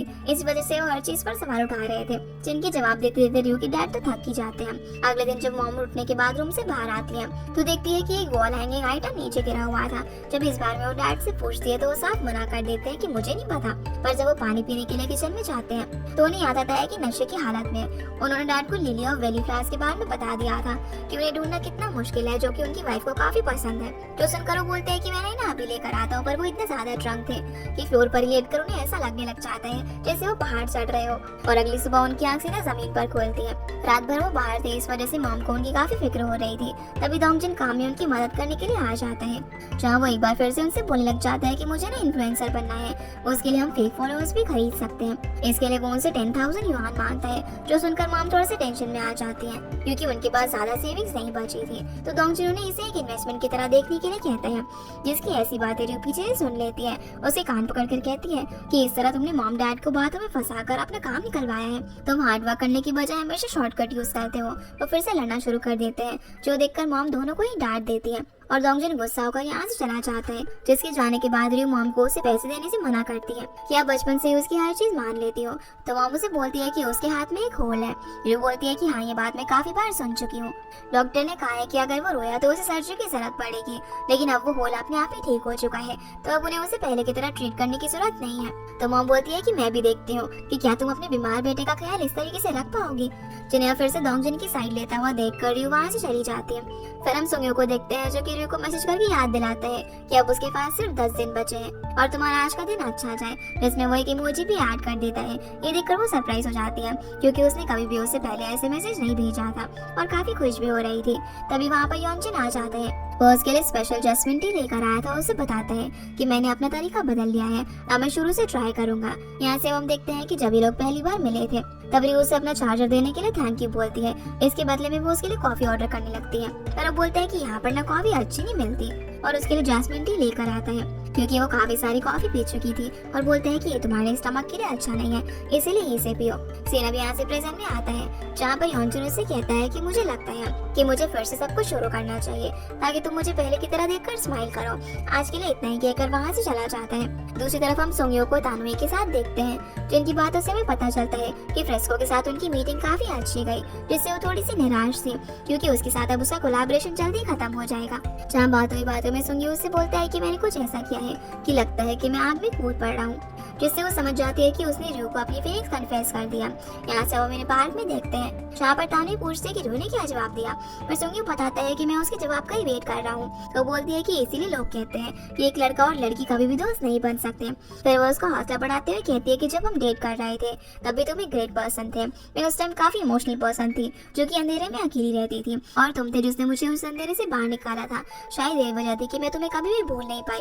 फिर बोलती है कि उस दिन जब मैंने रियो को उस लड़के के साथ रेस्टोरेंट में देखा था, तो वो काफी क्लोज लग रहे थे और वो लड़का भी काफी हैंडसम था। तो सुंग्यो बोलता है कि भला मुझे उस लड़के से क्यों डर लगेगा, आखिर उसमें ऐसा क्या ही है। तो तानुई जाते जाते उससे कहती है कि अगर तुम्हें कभी ड्रिंक करने की जरूरत पड़े तो मुझे बुला लेना। उसी वक्त सुंग्यो को डोंगजिन का मैसेज आता है, जो कि उससे मिलना चाहता था। इसके बाद हम रियो की मॉम को देखते हैं, जो कि डोंगजिन को पैसे देने के लिए बैंक से निकाल लेती है। और जब वो वापस आ रही थी, तभी रियो को किसी सेंटर से बाहर जाते हुए देखती है। जब वो एक लेडी से वहाँ के सेंटर के बारे में पूछती है, तो उन्हें पता चलता है कि यहाँ पर कुकिंग क्लासेस होती हैं। ये जानने के बाद वो काफी गुस्सा हो जाती है। वहीं जब डैड अपनी शॉप पर काम कर रहे थे, तभी मॉम वहाँ पर आ जाती है। वो उन्हें रियो की कुकिंग क्लासेस के बारे में बताने के लिए आई थी। अब रियो जब रात को घर पहुँचती है, तो देखती है कि सुंग्यो वहाँ पर पहले से ही बैठा हुआ था। वो उसे बताता है कि डोंगजिन ने मुझे बात करने के लिए बुलाया है, जिससे वो समझ जाती है कि डोंगजिन अब इन्फ्लुएंसर बनने के लिए सुंग्यो की मदद लेना चाहता है। इतने में मॉम डैड भी घर पर आ जाते हैं, जिन्हें रियो डोंगजिन के बारे में बता रही होती है। और तभी मॉम उससे उसका बैग लेकर उसका सारा सामान बाहर निकाल देती है, जिसमें कुकिंग की बुक्स थी। जो देखने के बाद मॉम डैड काफी गुस्से में आ जाते हैं, जिन्हें सुंग्यो शांत करने की कोशिश कर रहा था। ये मॉम को बताती है कि मैं कुकिंग करना चाहती हूँ, लेकिन मॉम को जब पता चलता है कि सुंग्यो कुकिंग क्लासेस के बारे में जानता था, तो वो और भी गुस्सा हो जाती है। रियो ने बोलती है कि ये मेरा सपना है और मैं सर्टिफिकेट मिलने के बाद आपको बताने ही वाली थी, जिससे अब डैड को भी समझ में आ जाता है कि रियो अक्सर उनके रेस्टोरेंट में प्रैक्टिस करने के लिए आती है। वो उससे घबराहट में पूछते हैं कि फिर जो तुमने आज तक इतनी पढ़ाई और एक्सपीरियंस लिया उसका क्या। इस पर वो कहती है कि वो सब खत्म हो चुका है और ये मेरा ड्रीम है। डैड उसके इस फैसले से बिल्कुल खिलाफ हो जाते हैं और उससे कहते हैं कि हमने एक समझदार बेवकूफ को जन्म दिया है। वो नहीं चाहते थे कि जो तकलीफ वो कुक बनकर सह रहे हैं वो उनकी बेटी भी सहे। तभी डोंगजिन वहाँ पर आ जाता है। ये देखकर वो समझ जाते हैं कि यहाँ पर कुछ तो मामला सीरियस चल रहा है। रूबिया बोलने लग जाती है कि आप दोनों ने हमेशा ही मुझे और डोंगजिन को अलग ट्रीट किया है। डोंगजिन हर बार अपना प्रोफेशन बदलता रहता है, आपने हर बार उसे सपोर्ट किया, वो कुछ भी काम ठीक से नहीं कर पाया था और अभी एक नया ड्रीम लेकर आपको फंसाने की कोशिश कर रहा है। जो सुनकर डोंगजिन गुस्से में उसकी तरफ बढ़ता है पर सुंगी उसे रोक देता है। रियो फिर बोलती है कि जितना उसे सपोर्ट मिला उतना मुझे एक बार भी नहीं मिला। क्या मुझे मेरे लाइफ के डिसीजन लेने का कोई भी हक नहीं है? डैड उसे बोलते हैं कि तुम्हें जो भी करना है वो करो, लेकिन कुकिंग नहीं। तुम जितना अच्छा इसे इमेजिन कर रही हो ये बिल्कुल उसके अपोजिट है। तो रियो गुस्से में वहाँ से चली जाती है। सुंगी भी अब उसके पीछे जाता है और उसका हाथ पकड़कर उसे अपने साथ एक जगह पर लेकर जाता है जहाँ उसका मन शांत हो सके। रियो उससे पूछती है कि क्या तुम यहाँ पर दानुई के साथ भी आया करते थे? तो वो कहता है कि बिजनेस एथिक्स भी कोई चीज होती है। फिर उसे बताता है कि भले हम एक दूसरे के पास के बारे में काफी कुछ क्यों ना जानते हो, लेकिन उस सब का इस वक्त मेरे लिए कोई भी एडवांटेज नहीं है। अब जब वो फ्लावर्स को गिरता हुआ देखती है तो उसे पॉपकॉर्न की तरह लग रहे थे, जो सुनकर वो कहता है कि तुम फ्लावर्स से खाने को कैसे इमेजिन कर सकती हो? सुंगी अब उसे उस फ्लावर का नाम बताता है तो उन्हें पकड़ने लग जाती है। उसे ऐसे देखकर पूछता है कि क्या तुम्हें बेटर फील हुआ? तो बोलती है कि मैं एम्बैरेस्ड हूँ कि तुम्हें ये सब देखना पड़ा और मेरे हर एम्बैरेसिंग मोमेंट में तुम हमेशा मेरे साथ होते हो। मैं जब भी पुरानी बातें भूलने की कोशिश करती हूँ मुझे उतना ही खराब लगता है। तो सुंगी कहता है कि मैं ये फीलिंग जानता हूँ, हर बार पेरेंट्स सही नहीं होते। रियो पूछते हैं कि क्या तुम भी अपने पेरेंट्स से लड़ाई करते हो? इस पर वो नामी जवाब देता है तो रियो को उसकी फैमिली से जलन होने लग जाती है और ये भी कि उसका कोई सिबलिंग नहीं है जो कि उसे परेशान करे। पर अब रियो टेंशन में होती है कि वो प्रैक्टिस कहाँ पर करेगी। तो सुंगी उसे अपने ऑफिस बुलाकर कहता है कि जब सब लोग चले जाए तो तुम वहाँ पर प्रैक्टिस करने के लिए आ सकती हो। जो सुनकर वो मान जाती है। अब क्योंकि रात के 12 बज चुके थे तो सुंगी उसे बोलता है कि अब ना तुम्हारे पास सिर्फ 9 दिन बचे हैं। जो सुनकर वो यहाँ से भागने लग जाती है तो वो भी उसके पीछे भागता है। अब अगले दिन हम काम को देखते हैं जो कि मोयम की टीम को ज्वाइन कर लेता है जहाँ सभी उसका अच्छे से वेलकम करते हैं। वो ड्रेस पहनकर रेडी हो जाता है तो मोयम उसे सारी चीज समझाने लग जाती है कि जरूरत का सामान कहाँ कहाँ पर रखा है। अब वो उसे जब एम्बुलेंस में गाइड कर रही थी तभी वो इमरजेंसी अनाउंसमेंट होती है, इसलिए उन्हें निकलना पड़ जाता है। दूसरी तरफ हम सुंगियो की मॉम को देखते हैं जिन्हें याद आता है कि डैड ने बचा हुआ टेस्टी खाना फ्रिज में रखा हुआ था, तो वो उसे निकाल कर जल्दी से खाने लग जाती है। इतने में डैड भी वहाँ पर आ जाते हैं जिन्हें देखकर मॉम खाते हुए रुक जाती है। तो डैड उन्हें अच्छे से खाना सर्व करते हैं। मॉम उन्हें भी खाने के लिए बोलती है लेकिन वो बताते हैं कि मुझे कुछ काम है और यहाँ से चले जाते हैं। पर मॉम उनके बिहेवियर से काफी ज्यादा खुश थी कैसे उन्होंने उनको खाना सर्व किया। तभी वो डैड का मैसेज देखती है कि हमारा बेटा अब बड़ा हो गया है, टाइम आ गया है लाइफ के बड़े डिसीजन लेने का। दूसरी तरफ मोयम अपनी टीम के साथ जब लोकेशन पर पहुंचती है तो देखती है कि ट्री मेंटेनेंस वर्कर ऊपर से नीचे गिर गया था और आसपास काफी सारी हनी बीज भी थी जिससे काम घबरा रहा था। पर फिर वो हिम्मत करके आगे बढ़ता है कि इस तरीके से वो पेशेंट को हॉस्पिटल पहुंचा देते हैं, लेकिन उसे काफी बीज ने काट लिया था जिसे मोयम ट्रीटमेंट करवाने के लिए कहती है। पर वो मना करता है कि वो लोग टीम में और पूरे दिन साथ में रहेंगे। इतने में एक और इमरजेंसी केस आता है तो उन्हें निकलना पड़ता है। जब ये लोग लोकेशन पर पहुंचते हैं तो पेशेंट टॉप फ्लोर पर था जहाँ उन्हें सीढ़ियों से चढ़ना पड़ता है। वो देखते हैं कि वो पेशेंट ओवरवेट था जिसे वो काफी मुश्किल के बाद ऊपर से उतार कर लेकर आते हैं। ऐसे ये लोग पूरे दिन काफी सारे इमरजेंसी केसेस हैंडल करते हैं। दूसरी तरफ हम सुमियो को देखते हैं जो कि एक क्लाइंट से मिलता है जो अपने थिएटर को रिमॉडल करके ऑडियंस को एक अच्छा एक्सपीरियंस देना चाहता था। वो उसे पॉपकॉर्न मशीन भी दिखाता है तो वहाँ से जाते वक्त वो उन्हें ले लेता है और रियो को फोन करके पूछता है क्या तुम प्रैक्टिस के लिए आ रही हो? इस पर वो हाँ कहती है। रियो जब वह खुशी खुशी जा रही थी तो वो अपने सामने योंजुन को देखती है जिससे उसकी सारी खुशी चली जाती है। सुंगियो भी अब जैसे अपने वर्कशॉप पर पहुंचता है तो देखता है कि रियो वहाँ पर योंजुन के साथ आई हुई थी। इससे वो काफी अनॉय हो जाता है और बोलता है कि तुम ये जो कर रहे हो ना इसे स्टॉकिंग कहते हैं। पर तभी योंजुन बताता है कि मैं तुम्हारा क्लाइंट हूँ। अब जब रियो अपनी प्रैक्टिस कर रही थी तभी सुंगियो और मेंगो उसका प्लान जान रहे थे। वो उन्हें बताता है कि वो अपने पेरेंट्स के लिए कैसे घर बनवाना चाहता है चाहे वो रिटायरमेंट होने के बाद आराम से रह सके। उसी वक्त मेंगो के घर से किसी इमरजेंसी की वजह से कॉल आ जाता है तो मीटिंग सुंगियो को कंटिन्यू करने के लिए बोलकर वहाँ से चला जाता है। सुंगियो अब योंजुन से कहता है कि इस प्रोजेक्ट को करने का मेरा कोई भी इंटेंशन नहीं है। तो योंजुन बोलता है कि मैंने रियो से तुम्हारी काफी तारीफ सुनी है। जो सुनकर वो गुस्से में बोलता है कि ना तो तुम उसका नाम लो ना कभी दिखाई देना क्योंकि तुम दोनों के बीच सब कुछ खत्म हो गया है। पर योंजुन मना कर देता है और पूछता है कि तुम ये सब एक दोस्त की हैसियत से कह रहे हो ना। पर सुंगियो इस पर मना करता है। फिर वो दोनों अब रियो के पास जाते हैं उसका काम देखने। जहाँ योंजुन जाने की बजाय वहीं पर रुक जाता है तो सुंगियो से धमकाने लग जाता है ट्रेसपासिंग के केस में फंसाने के लिए क्योंकि ये उसकी कंपनी है। पर वो बोलता है कि भूलो मत कि मैं एक लॉयर हूँ।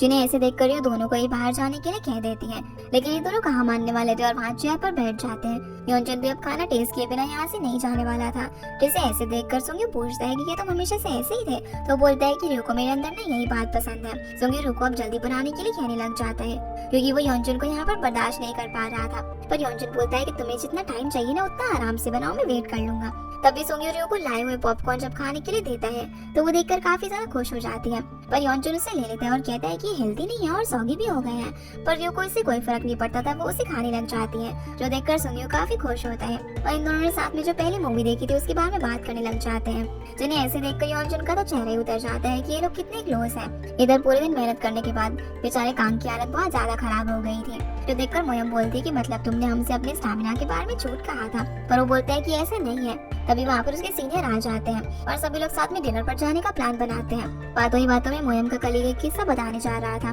तभी मोयम उसके मुंह में खाना ठूस देती है। फिर कांग अपनी रिपोर्ट के लिए उनसे कुछ सवाल करने लग जाता है ताकि वो अपनी रिपोर्ट को डिटेल में लिख सके। जब बात डेटिंग की आती है तो बाकी बताते हैं कि उन्हें तो ऑफिस रोमांस ही हो गया था। जब कांग मोयम से इस बारे में पूछता है तो बोलती है कि मेरा इन सब में कोई भी इंटरेस्ट नहीं है। उसका कलीग कहता है कि ये झूठ बोल रही है।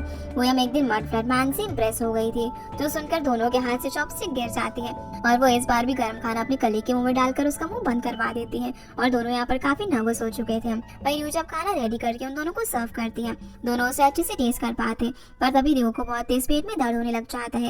ये देखकर दोनों उसे संभालने के लिए आगे आते हैं, पर रियो सुंग्यो से अपना हाथ छुड़वाकर योनजुन के साथ हॉस्पिटल चली जाती है, जहाँ रियो डॉक्टर्स को अपने पास सर्जरी के बारे में बताती है और योनजुन उसके पुराने मेडिकल रिकॉर्ड्स उन्हें देता है और हमें पता चलता है कि 3 साल पहले उसे स्टेज 2 का स्टमक कैंसर डायग्नोस हुआ था, जिसकी उसकी सर्जरी हुई थी और उसकी स्टमक का 70% हिस्सा निकाला जा चुका था। शायद यही रीजन था कि वो योनजुन के साथ हॉस्पिटल आई, क्योंकि वो ये चीज शायद युनसो को नहीं बताना चाहती थी और उसने ये सबसे छुपा के रखा था। हम पास्ट का सीन देखते हैं जहाँ पर योनजुन को इस बार समर वेकेशन के लिए अलास्का चलने को कहती है, पर वो उसके किसी भी प्लान में इंटरेस्टेड नहीं दिख रहा था, जिससे रियो उससे गुस्सा हो जाती है क्योंकि काम की वजह से वो उसके साथ वैसे भी कम टाइम स्पेंड कर पाता था। तभी वो उसे एक एनवेलप देता है। जब रियो उसे ओपन करती है तो उसमें उसके घर जाने की फ्लाइट टिकट्स थी।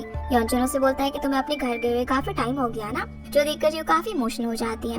योनजुन उसे एक बार फिर से एनवेलप चेक करने के लिए कहता है। जब वो देखती है तो उसमें एक रिंग निकलती है और अब यहाँ पर उसे शादी के लिए प्रपोज कर देता है, जिसे वो खुशी खुशी हाँ कर देती है। दोनों अब एक दूसरे को गले लगा लेते हैं, लेकिन उनकी ये खुशी ज्यादा टाइम नहीं रहती। जब उन्हें पता चलता है कि रियो को स्टमक कैंसर है तो उनके लिए सब कुछ बदल जाता है। सीन अब प्रेजेंट में आता है, जहाँ पर सुंग्यो को रियो की काफी फिक्र हो रही थी, इसलिए मोयम को कॉल करता है और हॉस्पिटल के बारे में पता करवाता है। इधर हम रियो को देखते हैं, जिसे जब पता चलता है कि वो उस हॉस्पिटल में है जिसमें सुंग्यो की डैड काम करते हैं, तो वो जल्दी से वहाँ से निकलने लगती है, पर एक डॉक्टर उसे आकर रिपोर्ट आने तक वेट करने के लिए कहता है। जिसके बाद रियो जब बाहर आती है तो देखती है कि योनजुन अभी तक उसका वहाँ पर इंतजार कर रहा था। वो उससे पूछता है कि कहीं कोई प्रॉब्लम तो नहीं है और वो सब फिर से तो नहीं शुरू हो गया। इतने में सुंग्यो वहाँ पर आ जाता है, जो कि उसका हालचाल पूछने लगता है। वो कहती है कि मैं बिल्कुल ठीक हूँ। दोनों अब रियो को ड्रॉप करना चाहते थे।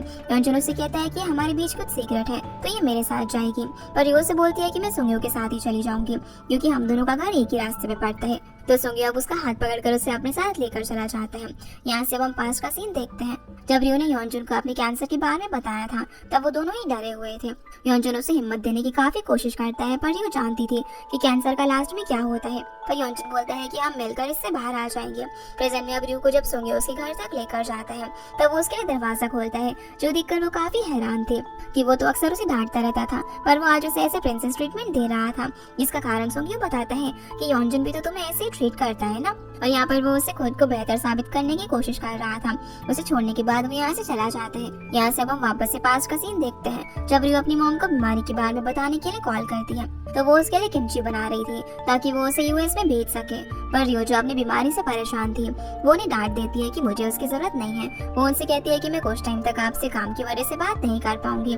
इस पर उसकी मॉम उसे अपना ख्याल रखने के लिए समझाती है, जिनकी बातें सुनकर वो रोने लग जाती है और काम का बहाना करके कॉल रख देती है क्योंकि उसकी हिम्मत ही नहीं हो पा रही थी कि वो उन्हें इस सब के बारे में बता सके। सीन अब यहाँ से सुंग्यो पर आता है, जो कि मोयम के साथ बेसबॉल खेलने गया हुआ था, पर वो योनजुन का सारा फ्रस्ट्रेशन इस गेम पर निकाल रहा था। मोयम भी समझ जाती है कि वो रियो की वजह से परेशान है। जिसके बाद सुंग्यो उसे सारी बात बताता है तो वो कहती है कि वो तुम्हारी जगह योनजुन के साथ हॉस्पिटल क्यों गई थी। इस पर वो नाम ही जवाब देता है, जिससे मोयम समझ जाती है कि वो किसी को भी अपनी फीलिंग नहीं बता पा रहा, तो उसे अपनी फीलिंग्स बताने के लिए कहती है। सुंग्यो उसे बताना शुरू करता है कि मैं योनजुन से ना काफी जेलस हो रहा हूँ। मैंने रियो से बोला बोला था कि मैं उसके पास्ट के बारे में कोई भी सवाल नहीं करूंगा, क्योंकि मुझे लगा था कि उन दोनों के बीच में सब कुछ ओवर हो गया है। लेकिन अब मैं वो सब कुछ जानना चाहता हूँ, क्योंकि यॉनजुन रियो के साथ उसकी लाइफ के उस हिस्से में था जहाँ पर मैं नहीं था। उस बीच उसके साथ क्या हुआ था, यही सवाल मुझे अंदर ही अंदर खाए जा रहा है। जिसकी बातें सुनकर मोया मुझसे फाइट करते रहने की हिम्मत देती है। फिर जब वो उससे पूछती है कि क्या जब तुम दोनों एक साथ होते हो तो क्या तुम्हारी हार्ट बीट फास्ट हो जाती है, जिस पर वो हामी जवाब देता है और बोलता है कि मेरी हार्ट बीट तब भी फास्ट हो जाती है जब वो किसी और के साथ होती है। और यहाँ पर वो ये सवाल अपने लिए पूछ रही थी, क्योंकि कांग को देखकर अक्सर उसकी हार्ट बीट फास्ट हो जाती थी। दूसरी तरफ रियो को यॉनजुन का मैसेज आता है जो उसे टाइम पर मेडिसिन लेने के लिए कहता है, जिसके बाद वो अपनी काफी सारी मेडिसिन निकालती है जो कि उसे रोज खानी पड़ती है। लेकिन उसकी खिड़की के नीचे हम सुंगियो को देखते हैं जो कि उसकी लाइट्स ऑन देखकर कहता है कि तुम्हें टाइम पर सो जाना चाहिए, तभी लाइट्स ऑफ हो जाती है और वो उसे गुड नाइट कहकर चले जाता है। पर ये सोने की बजाय अपनी बीमारी के बारे में सोचने लग जाती है कि कैंसर सुनने में कितना हॉरिबल लगता है, काश इसका नाम कोई और होता जो कि सुनने में अच्छा लगता। अगली सुबह वो जैसे ही उठकर नीचे आती है तो देखती है कि कोई भी उससे बात नहीं कर रहा था। मॉम उससे कहती है कि मुझे तुम्हारी कुकिंग क्लासेस सीखने से कोई भी प्रॉब्लम नहीं है, आखिरकार वो तुम्हारी शादी के बाद भी काम आएगा। तुम्हें साइड में कोई जॉब भी कर लेनी चाहिए ताकि तुम्हारा फ्यूचर अच्छा हो। इस पर रियो बोलती है कि कुकिंग ही मेरा फ्यूचर है, जिसके खिलाफ मॉम जब आवाज उठाती है तो रियो गुस्सा हो जाती है और वहाँ से चली जाती है। बाहर आकर वो देखती है कि सुंगियो उसका इंतजार कर रहा था। वो उसे कहता है कि तुम्हारे इंतजार में मैं तो भूखा ही मर जाता, क्या तुमने आज फिर से अपनी मॉम से लड़ाई की। इसका मूड देखकर वो उसे अपने साथ ब्रेकफास्ट करने के लिए लेकर जाता है। लेकिन रियो का मूड और भी ज्यादा ऑफ हो जाता है जब वो देखती है कि वो उसे पॉरश खिलाने के लिए लेकर आया था। अब मन मारकर जैसे वो उसे टेस्ट करती है तो वो उसे काफी ज्यादा पसंद आता है। वो जल्दी जल्दी सब कुछ खाने लग जाती है, जिसे ऐसे देखकर सुंगियो को काफी खुशी होती है। खाना खत्म करने के बाद रियो को कुछ अजीब फील हो रहा था तो वो वॉशरूम चली जाती है, लेकिन अंदर जाकर वो वॉमिटिंग करने लगती है क्योंकि शायद जल्दी जल्दी खाने की वजह से वो उसे डाइजेस्ट नहीं हो पाया। यहाँ से अब हम डोंगजिन को देखते हैं जो कि जिम में जब फिटनेस इन्फ्लुएंसर्स को देख रहा था तभी उसे एक ब्रांड का मैसेज आता है जो कि उसे अपने प्रोडक्ट्स प्रमोट करवाना चाहते थे। ये देखकर उसे काफी ज्यादा खुशी होती है कि वो रियो को गलत साबित करके दिखाएगा। इसके बाद हम सुंगियो की मॉम को देखते हैं जो कि जब अपनी फैमिली एल्बम देख रही थी तब उन्हें सुंगियो के साथ अपनी काफी कम फोटोज दिखती है। उसी वक्त उन्हें अचानक से कुछ टूटने की आवाज आती है। जब वो जाकर देखती है तो वॉशिंग मशीन का कांच टूट गया था। अब उसके पास जाकर क्लीन करने वाली थी, लेकिन तभी डैड वहाँ पर आकर उन्हें पीछे खींच लेते हैं क्योंकि नीचे कांच के टुकड़े पड़े हुए थे। वो उन्हें इस तरह पकड़ लेते हैं जिससे कि मॉम काफी नर्वस हो जाती है। अब वो मॉम को वापस भेजकर खुद ही सफाई करने लग जाते हैं, जिन्हें वो दूर से बैठकर देख रही थी। जब भी डैड वहाँ पर आते हैं तो वो देखती है कि उनके पैर से खून आ रहा था, इसलिए वो उन्हें फर्स्ट एड देने लगती है, जहाँ वो मेडिकल प्रोफेसर होने के बाद भी बच्चों की तरह बिहेव कर रहे थे। फर्स्ट एड के बाद वो जैसे ही जाने लगते हैं तो मॉम उन्हें रामेन खाने के लिए पूछती है, जो सुनकर वो हैरान हो जाते हैं क्योंकि ऐसा पहले कभी भी नहीं हुआ था। अब जब वो बनाने लग जाती है तो डैड उन्हें बड़े ही ध्यान से देख रहे थे, जो चीज मॉम भी नोटिस कर लेती है। नूडल्स बनाने के बाद फिर दोनों साथ में इसे खाते हैं और अपने पुराने दिनों की बातें याद करके काफी खुश हो रहे थे। दूसरी तरफ हम रियो को देखते हैं जिसे सुंगियो काफी सारी मेडिसिन देता है जो वो जरूरत के हिसाब से ले सकती थी। फिर वो उसे कल ब्रेकफास्ट का मेन्यू बताता है जो कि वो साथ खाएंगे। रियो कहती है कि तुमसे किसने कहा कि मैं तुम्हारे साथ कल खाऊंगी, लेकिन वो तो वहाँ से चला जाता है। अब जैसे वो अपनी वर्कशॉप पहुँचता है तो देखता है कि म्यूंग ने उसके फ्रिज से वो मिल्क उठा लिया था जो कि उसने एक्सपायरी डेट की वजह से संभाल कर रखा हुआ था। वो इतनी जोर से चिल्लाता है कि म्यूंग चौंक जाता है और कहता है कि ये बस मिल्क ही तो है, लेकिन वो कहता है कि मेरी लाइफ इसी पर डिपेंड करती है। तो सुनकर म्यूंग परेशान हो जाता है क्योंकि लास्ट टाइम उसने बताया था कि कंपनी का फ्यूचर उस प्लान पर डिपेंड करता है। तभी उसकी नजर उस प्लान पर पड़ती है जो कि सूख चुका था। वो दोनों अब काफी डर जाते हैं, जिसके बाद वो भागकर उस प्लान को लेकर एक प्लांट स्पेशलिस्ट के पास जाता है जो उसे देखकर बोलती है कि लगता है तुम ना इससे बात नहीं करते। तो वो उनसे पूछने लग जाता है कि वो कैसे इस प्लान का ख्याल रखें। दूसरी तरफ रियो अपनी कुकिंग क्लास जब खत्म करके बाहर आती है तो देखती है कि यॉनजुन उसका इंतजार कर रहा था। ये दोनों अब पार्क में जाते हैं जहाँ पर वो उससे कहता है कि तुम पहले कितना खुश रहा करती थी ना, मैं वो खुशी तुम्हें दोबारा देना चाहता हूँ। वो उसे एक फाइल देता है जो कि यूएस के कुकिंग स्कूल की थी। वो उसे बोलता है कि ये स्किल सीख कर तुम अपना काम काफी अच्छी तरीके से शुरू कर सकती हो। साथ ही उसे उस एनवेलप के अंदर उनकी एंगेजमेंट की रिंग भी मिलती है। वो कहता है कि अगर तुमने अपना ड्रीम फिर से शुरू करने के बारे में सोचा है तो हम भी अपनी लाइफ दोबारा से शुरू कर सकते हैं, मैं तुम्हारे साथ रहना चाहता हूँ। तो रियो उस रिंग को पहनकर देखने लग जाती है। अब जब रात को सुंगियो वापस जा रहा था तब रास्ते में उसे रियो मिल जाती है जो कि उसे आइसक्रीम देती है जिसे वो लोग अक्सर खाया करते थे। दोनों अब बचपन वाले पार्क में जाकर उसे खाते हैं, जहाँ पर वो उससे पूछता है कि उसने यॉनजुन को अपने साथ हॉस्पिटल जाने के लिए क्यों चुना, पर उससे पहले ही वो बता देती है कि यॉनजुन ने मुझे प्रपोज किया है। ये सुनकर सुंगियो को यॉनजुन पर काफी गुस्सा आने लग जाता है कि आखिर वो करना क्या चाहता है। तो रियो बोलती है कि वैसे अब भी कुछ बदला नहीं है। इस पर सुंगियो पूछता है कि मेरे होते हुए भी तुम ये फैसला लेना चाहती हो, ये जानते हुए भी कि मैं कैसा फील करता हूँ। तो इस पर वो हाँ कहती है। सुंगियो पूछता है कि क्या इसीलिए तुम हॉस्पिटल उसके साथ गई थी, जिसके जवाब में वो कहती है कि लोग ऑनेस्ट होते हैं जब वो बीमार होते हैं, शायद इसीलिए मैं उसके साथ चली गई थी। मेरे लिए तो तुम अभी भी वही 5 साल पहले वाले बच्चे हो। जो जंगल जिम के ऊपर बैठकर रोया करता था। तुम मेरे काफी अच्छे दोस्त हो, मुझसे ना बस अट्रैक्ट हो गए हो। जिसकी ये बातें सुनकर वो उसे चुप करवा देता है कि तुम मेरी फीलिंग्स के बारे में नहीं जानती हो। उससे कहता है कि वो मिल्क अभी तक एक्सपायर नहीं हुआ है और ना ही अब जंगल जिम से मुझे डर लगता है। ये बोलकर यहाँ से चला जाता है। अगले दिन अब हम मोयम को देखते हैं, जिसके कलीग्स कांग के आर्टिकल की काफी तारीफ कर रहे थे कि उसने उनके बारे में काफी अच्छी बातें लिखी है। जब वो मोयम से इस बारे में पूछते हैं तो वो कहती है कि मुझे इस सबसे फर्क नहीं पड़ता, लेकिन वो चुपके से उसके आर्टिकल को पढ़ रही थी जिसमें उनकी फोटो भी थी। वहाँ पर पॉजिटिव कमेंट्स देखकर काफी खुश होती है। तभी उसे कांग का कॉल आ जाता है, जिसका नाम उसने मड फ्लैट मैन के नेम से सेव किया हुआ था। जो देखकर वो काफी नर्वस हो जाती है। उससे पता चलता है कि वो बाहर ही आया हुआ था, तो वो उसे मिलने जाती है। दरअसल वो उसे थैंक्स कहने के लिए आया हुआ था, क्योंकि उनके साथ रहकर उसे अपने आर्टिकल को लिखने में काफी मदद मिली थी। वो उन सभी के लिए ट्रीट भी लेकर आया था।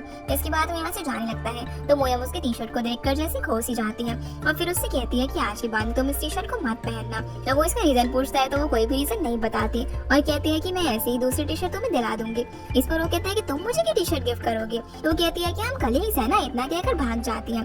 यहाँ से फिर हम सुंगियो की मॉम को देखते हैं, जिनके घर पर वॉशिंग मशीन फिक्स करने वाला आया हुआ था, जो उसमें से एक चम्मच निकाल कर देता है। उसी की वजह से वो खराब हो गई थी। अब जैसे सुंगियो वहाँ पर आता है तो मॉम उस फोन को छुपा लेती है। उसे देखकर साफ लग रहा था कि वो पिछली रात ठीक से सोया नहीं है। जब मॉम इसका रीजन पूछती है तो बोलते हैं कि कुछ नहीं, वो काम में बिजी था। तभी उसे भी उनका कॉल आता है और वो काफी टेंशन में आ जाते हैं। यहाँ से हम देखते हैं कि सुंगियो भागते हुए कंस्ट्रक्शन साइट पर जाता है। चमियोंग उसे बताते हैं कि डिस्ट्रिक्ट ऑफिस ने हमें काम बंद करने के लिए कह दिया है। ये सुनकर वो गुस्सा हो जाता है क्योंकि उनके पास हर चीज की परमिशन थी। म्योंग बोलता है कि किसी ने राइट टू लाइट की कंप्लेन की है कि इस बिल्डिंग की वजह से उसका व्यू और लाइट ब्लॉक हो रहा है। सुंगियो कहता है कि हमें उस आदमी से इसके बारे में बात करनी चाहिए। इतने में एक ओल्ड मैन वहाँ पर आता है और ये वही पर्सन है जिसने ये कंप्लेन की थी। सुंगियो उन्हें समझाने की कोशिश करता है पर वो तो गुस्से में थे। वो उनसे कहते हैं कि जैसे जैसे उनकी एज बढ़ती जा रही है हमें ज्यादा सनलाइट चाहिए और तुम्हारी बिल्डिंग की वजह से अब मेरे घर पर लाइट कम आएगी। वापस से वर्कशॉप आने के बाद सभी लोग डिस्कस करने लग जाते हैं कि वो इस प्रॉब्लम को कैसे सॉल्व करेंगे। तभी उसका एम्प्लॉय बताता है कि जब वो साइट पर गए थे तो वो ओल्ड मैन उनसे काफी सवाल करता था, जैसे कि वो इसी दिन का इंतजार कर रहा था कि बिल्डिंग कब ऊपर बैठ जाए। म्योंग बोलता है कि ये सब तो वो पैसे के लिए कर रहा है। पहले उसने एग्री किया था लेकिन अब वो अपनी बात से मुकर गया। तभी उनके जूनियर पूछते हैं कि क्या हमें प्रोजेक्ट कॉपरेशन एग्रीमेंट पर उनकी परमिशन नहीं ली थी। ये सुनकर सभी खुश हो जाते हैं क्योंकि इसके बारे में तो भूल ही गए थे। दूसरी तरफ हम कांग को देखते हैं जो कि मोयम के साथ अपनी फोटो को देखकर काफी मुस्कुरा रहा था, जो चीज उसकी कलीग भी नोटिस कर लेती है, जिसे देखते ही कांग मॉनिटर छुपा लेता है। लेकिन वो सब कुछ देख चुकी थी और समझ जाती है कि कांग ने प्रोफेशनल नहीं बल्कि पर्सनल रीजंस की वजह से ये आर्टिकल लिखा था। वो कहती है कि तुम उसे पसंद करने लगे हो ना। इस पर वो मना करता है लेकिन उसे झूठ बोलना नहीं आ पा रहा था, इसलिए उसकी कलीग से बेस्ट विश देकर चली जाती है और कहती है कि ये लड़की ना काफी क्यूट है, पर उनकी बातों से वो काफी नर्वस हो जाता है। वहीं हम मोयम को देखते हैं जो कि कांग का आर्टिकल लियो को पढ़कर सुना रही थी। उसे पढ़ते हुए वो काफी शर्मा रही थी, जो देखकर ये समझ जाती है कि वो उसे पसंद करती है। कहती है कि तुम पिछले आधे घंटे से उसी के बारे में बोले जा रही हो, पर मोयम इस बात से इनकार करने लग जाती है। अब वो यहाँ पर रियो से सुंगियो के बारे में पूछती है कि क्या उसने तुमसे कुछ कहा है, लेकिन वो मना कर देती है। इसके बाद हम सुंगियो को देखते हैं जो कि किसी से बात करने के बाद में उनको बताता है कि हमारे पास काम रोकने के अलावा अब और कोई ऑप्शन नहीं है, या तो फिर हमें उस ओल्ड मैन के साथ सेटलमेंट करनी पड़ेगी। पर प्रॉब्लम ये थी कि अगर उन्होंने उस ओल्ड मैन को पैसे दिए तो बाकी सब भी लालच में आकर ऑब्जेक्शन उठाने लगेंगे। तभी योंगचन वहाँ पर आकर बताता है कि वो एग्रीमेंट उससे खो गया है, जो सुनकर म्योंग काफी गुस्सा आ जाता है, पर सुंगियो उसे शांत करता है। वो योंगचन से कहता है कि तुम्हें तुम्हारी गलती का एहसास भी है कि ये कितनी बड़ी बात है, इससे हमारा काम काफी डिले हो जाएगा और कंस्ट्रक्शन कॉस्ट भी बढ़ती जाएगी। लेकिन इससे भी जरूरी एक चीज है, क्या तुम वो जानते हो? लेकिन उसको इसका जवाब नहीं पता था, तो सुंगियो उसे इसका जवाब ढूंढने के लिए भेज देता है। सुंगियो अब काफी टेंशन में था। इसी टेंशन के साथ वो घर पर जब वापस आ रहा था तब उसे रियो की मॉम मिल जाती है, जो उसे अपने घर डिनर के लिए इनवाइट करती है। घर पर वो उनसे पूछता है कि मुझे लगा था कि आप मुझसे बात छुपाने के लिए गुस्सा होंगी। वो बोलती है कि ये तो मैं खुद भी नहीं जानती, लेकिन फिलहाल वो उसके चेहरे से समझ जाती है कि वो परेशान है, क्योंकि बचपन से उसकी मॉम से ज्यादा उन्होंने उसे पाला है। और वो यहाँ पर मॉम से रियो को लेकर बात करने लग जाता है कि वो सच में कुकिंग के लिए पैशनेट है, जो सुनकर मॉम जाने लगती है। वो जब उन्हें रोकता है तो कहते हैं कि नेबरहुड की मीटिंग है, मेरा जाना वहाँ पर जरूरी है, नहीं तो मुझे फाइन देना पड़ेगा। इस पर सुंगियो उन्हें मजाक पे रोकने के लिए बोलता है कि आपके साथ बैठने के लिए मुझे कितना फाइन देना पड़ेगा बताओ। तो मॉम हंस पड़ती है और उसे खाना खाने के लिए कहकर वहाँ से चली जाती है। तभी रियो नीचे आती है और दोनों एक दूसरे को देखकर हैरान थे। रियो जब अपने रूम में वापस जाने लगती है तो वो उससे पूछता है कि क्या तुम मुझे अवॉइड कर रही हो, जो सुनकर वो जल्दी से किचन में चली जाती है, जैसे कि वो यहाँ पर कुछ लेने के लिए आई हो। और फ्रिज में मिल्क की बॉटल को देखने के बाद वो सुंगियो से बोलती है कि तुम्हें भी भी उस मिल्क को फेंक देना चाहिए। वो उसे बताती है कि तुम मेरे लिए एक दोस्त से ज्यादा कभी कुछ भी नहीं हो सकते। ये चीज कुछ दिनों के लिए अजीब रहेगी, लेकिन जल्दी सब कुछ नॉर्मल हो जाएगा। ये बोलकर जब वो जाने लगती है तो सुंगी उससे बोलते हैं कि अब हमारे बीच में दोस्ती जैसा भी कुछ नहीं है। रियो अपने रूम में आने के बाद वो पार्क वाली बात याद करती है जब योंजुन ने उसे रिंग दी थी। वो उसे बोलती है कि तुम्हें याद है जब कीमोथेरेपी की वजह से मेरा 10 किलो वजन कम हो गया था। उस टाइम वो हॉस्पिटल में एडमिट थी और योंजुन उसके पास था। हॉस्पिटल से जाने के बाद ही उसके साथ प्लान करती है कि ठीक होने के बाद वो कहाँ घूमने जाएगी। जैसे ही रियो की हालत पहले से ठीक होती है तो जॉब पर भी वापस आने के लिए अप्लाई कर देती है। योंजुन उसे थोड़ा और रेस्ट करने के लिए बोलता है, लेकिन वो बीमारी को खुद पर भारी नहीं पड़ने देना चाहती थी। उसकी इस मोटिवेशन को देखकर वो काफी खुश था और उसे गले लगा लेता है। इसी तरह काफी टाइम बीत जाता है, पर एक दिन जब योंजुन उसे हॉलिडे पर चलने के लिए कहता है तो वो मना कर देती है और उसकी बातों से हम समझ पाते हैं कि वो पूरी तरीके से डिमोटिवेट हो चुकी है और उसे डिप्रेशन हो गया था। और जब वो ऑफिस जाती है तब भी कलीग्स उसकी बीमारी के बारे में ही बात कर रहे थे कि एक ऐसी लड़की है जो कि सीरियस बीमारी होने के बावजूद भी काम पर वापस आ गई है। असल में वो खुद को किसी को भी सामने बेचारा दिखाना नहीं चाहती थी, पर उनकी बातों ने उसे बेचारा बना दिया था। इसी तरह जब वो योंजुन से मिलने के लिए एक पार्टी में जाती है तो उसे ऐसा लगता है कि वो किसी लड़की को किस कर रहा था, लेकिन असल में वो उस लड़की को लेंस लगाने में हेल्प कर रहा था। घर आने के बाद इस बात को लेकर उनकी बीच थोड़ी सी बहस हो जाती है, जहाँ पर योंजुन उससे कहता है कि वहाँ पर मेरे सभी कलीग्स थे, तुम्हें इस तरीके से ड्रेसअप होकर नहीं आना चाहिए था। मेरी फियांसे होने के नाते तुम्हें मेरी फीलिंग समझनी चाहिए। इस पर वो बोलती है कि तुम्हारी फियांसे बीमार है और तुम्हें पार्टी की पड़ी है। तो योंजुन गुस्से में कहता है कि जब से तुम बीमार पड़ी हो मैंने अपना सब कुछ छोड़ दिया, सिर्फ तुम्हारा ध्यान रखा। मुझे लगा कि तुम स्ट्रॉन्ग हो और जल्दी इससे बाहर आ जाओगी, पर ठीक होने के बाद तुम डिप्रेशन में जाती जा रही हो। आखिर क्या तुम मुझे भी अपने साथ डिप्रेशन में ले जाकर ही मानोगी? जिसकी ये बातें सुनने के बाद रियो काफी हर्ट हो जाती है और कहती है कि मैं अपने बिल्कुल बॉटम पर हूँ। यहाँ से फिल्म पार्क वाला सीन देखते हैं। जब रियो ने रिंग पहनी हुई थी तो वो उसे थोड़ी बड़ी आ रही थी। योंजुन बोलता है कि तुमने वेट लॉस किया है ना, और हम यूएस जाकर इसे ठीक करवा लेंगे, पर वो कहती है कि इस रिंग की तरह अपने रिलेशनशिप को ठीक नहीं करा सकते। योंजुन उसे माफी मांगता है, पर वो बोलती है कि इसमें तुम्हारी कोई भी गलती नहीं है। रियो अपनी हालत के बारे में जानती है और वो हमेशा मौत की करीब ही रहेगी।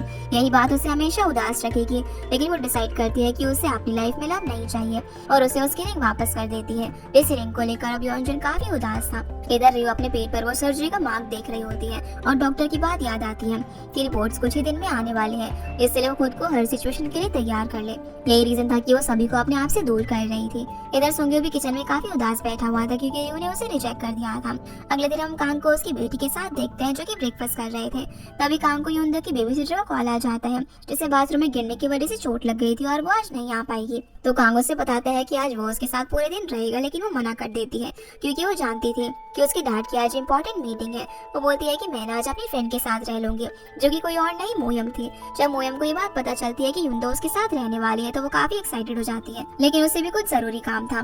तभी उसे एक आइडिया आता है, जिसके बाद हम देखते हैं कि कांग युंदो को उसकी मॉम और बाकी लेडीज के पास छोड़ देता है। सभी लोग उसे देखकर काफी खुश होते हैं। जहाँ जब युंदो सभी लोगों को अपना इंट्रो देती है तो वो लोग समझ जाते हैं कि ये तो बहुत ही होशियार बच्ची है। यहाँ से हम डोंगजुन को देखते हैं जो कि स्पॉन्सर्ड प्रोडक्ट की फोटो ले रहा था, पर उसके पोस्ट करने से पहले वहाँ पर उसका कोच आ जाता है, जो जब देखते हैं कि वो अनवेरिफाइड प्रोडक्ट की प्रमोशन कर रहा है तो वो गुस्सा हो जाते हैं। उसे अपने जिम से निकालते हुए कहते हैं कि तुम जो उससे को ट्रेनर बनने का कोई भी हक नहीं है, तुम सिर्फ अपने बारे में सोचते हो। एक ट्रेनर को कभी भी ऐसा नहीं होना चाहिए। तुम्हारे ऊपर दूसरों की हेल्थ की रिस्पॉन्सिबिलिटी है, जिसे तुम ऐसे प्रमोशन से खराब कर दोगे। पर इसका डोंगजुन पर कोई भी असर नहीं होता, वो यहाँ से चला जाता है। यहाँ से फिर हम सुंग्यो को देखते हैं जो कि अपने एम्प्लॉयज के साथ जब मीटिंग में था, तभी योंगचन अपने रेजिग्नेशन उन्हें दे देता है क्योंकि वो जवाब नहीं ढूंढ पाया था।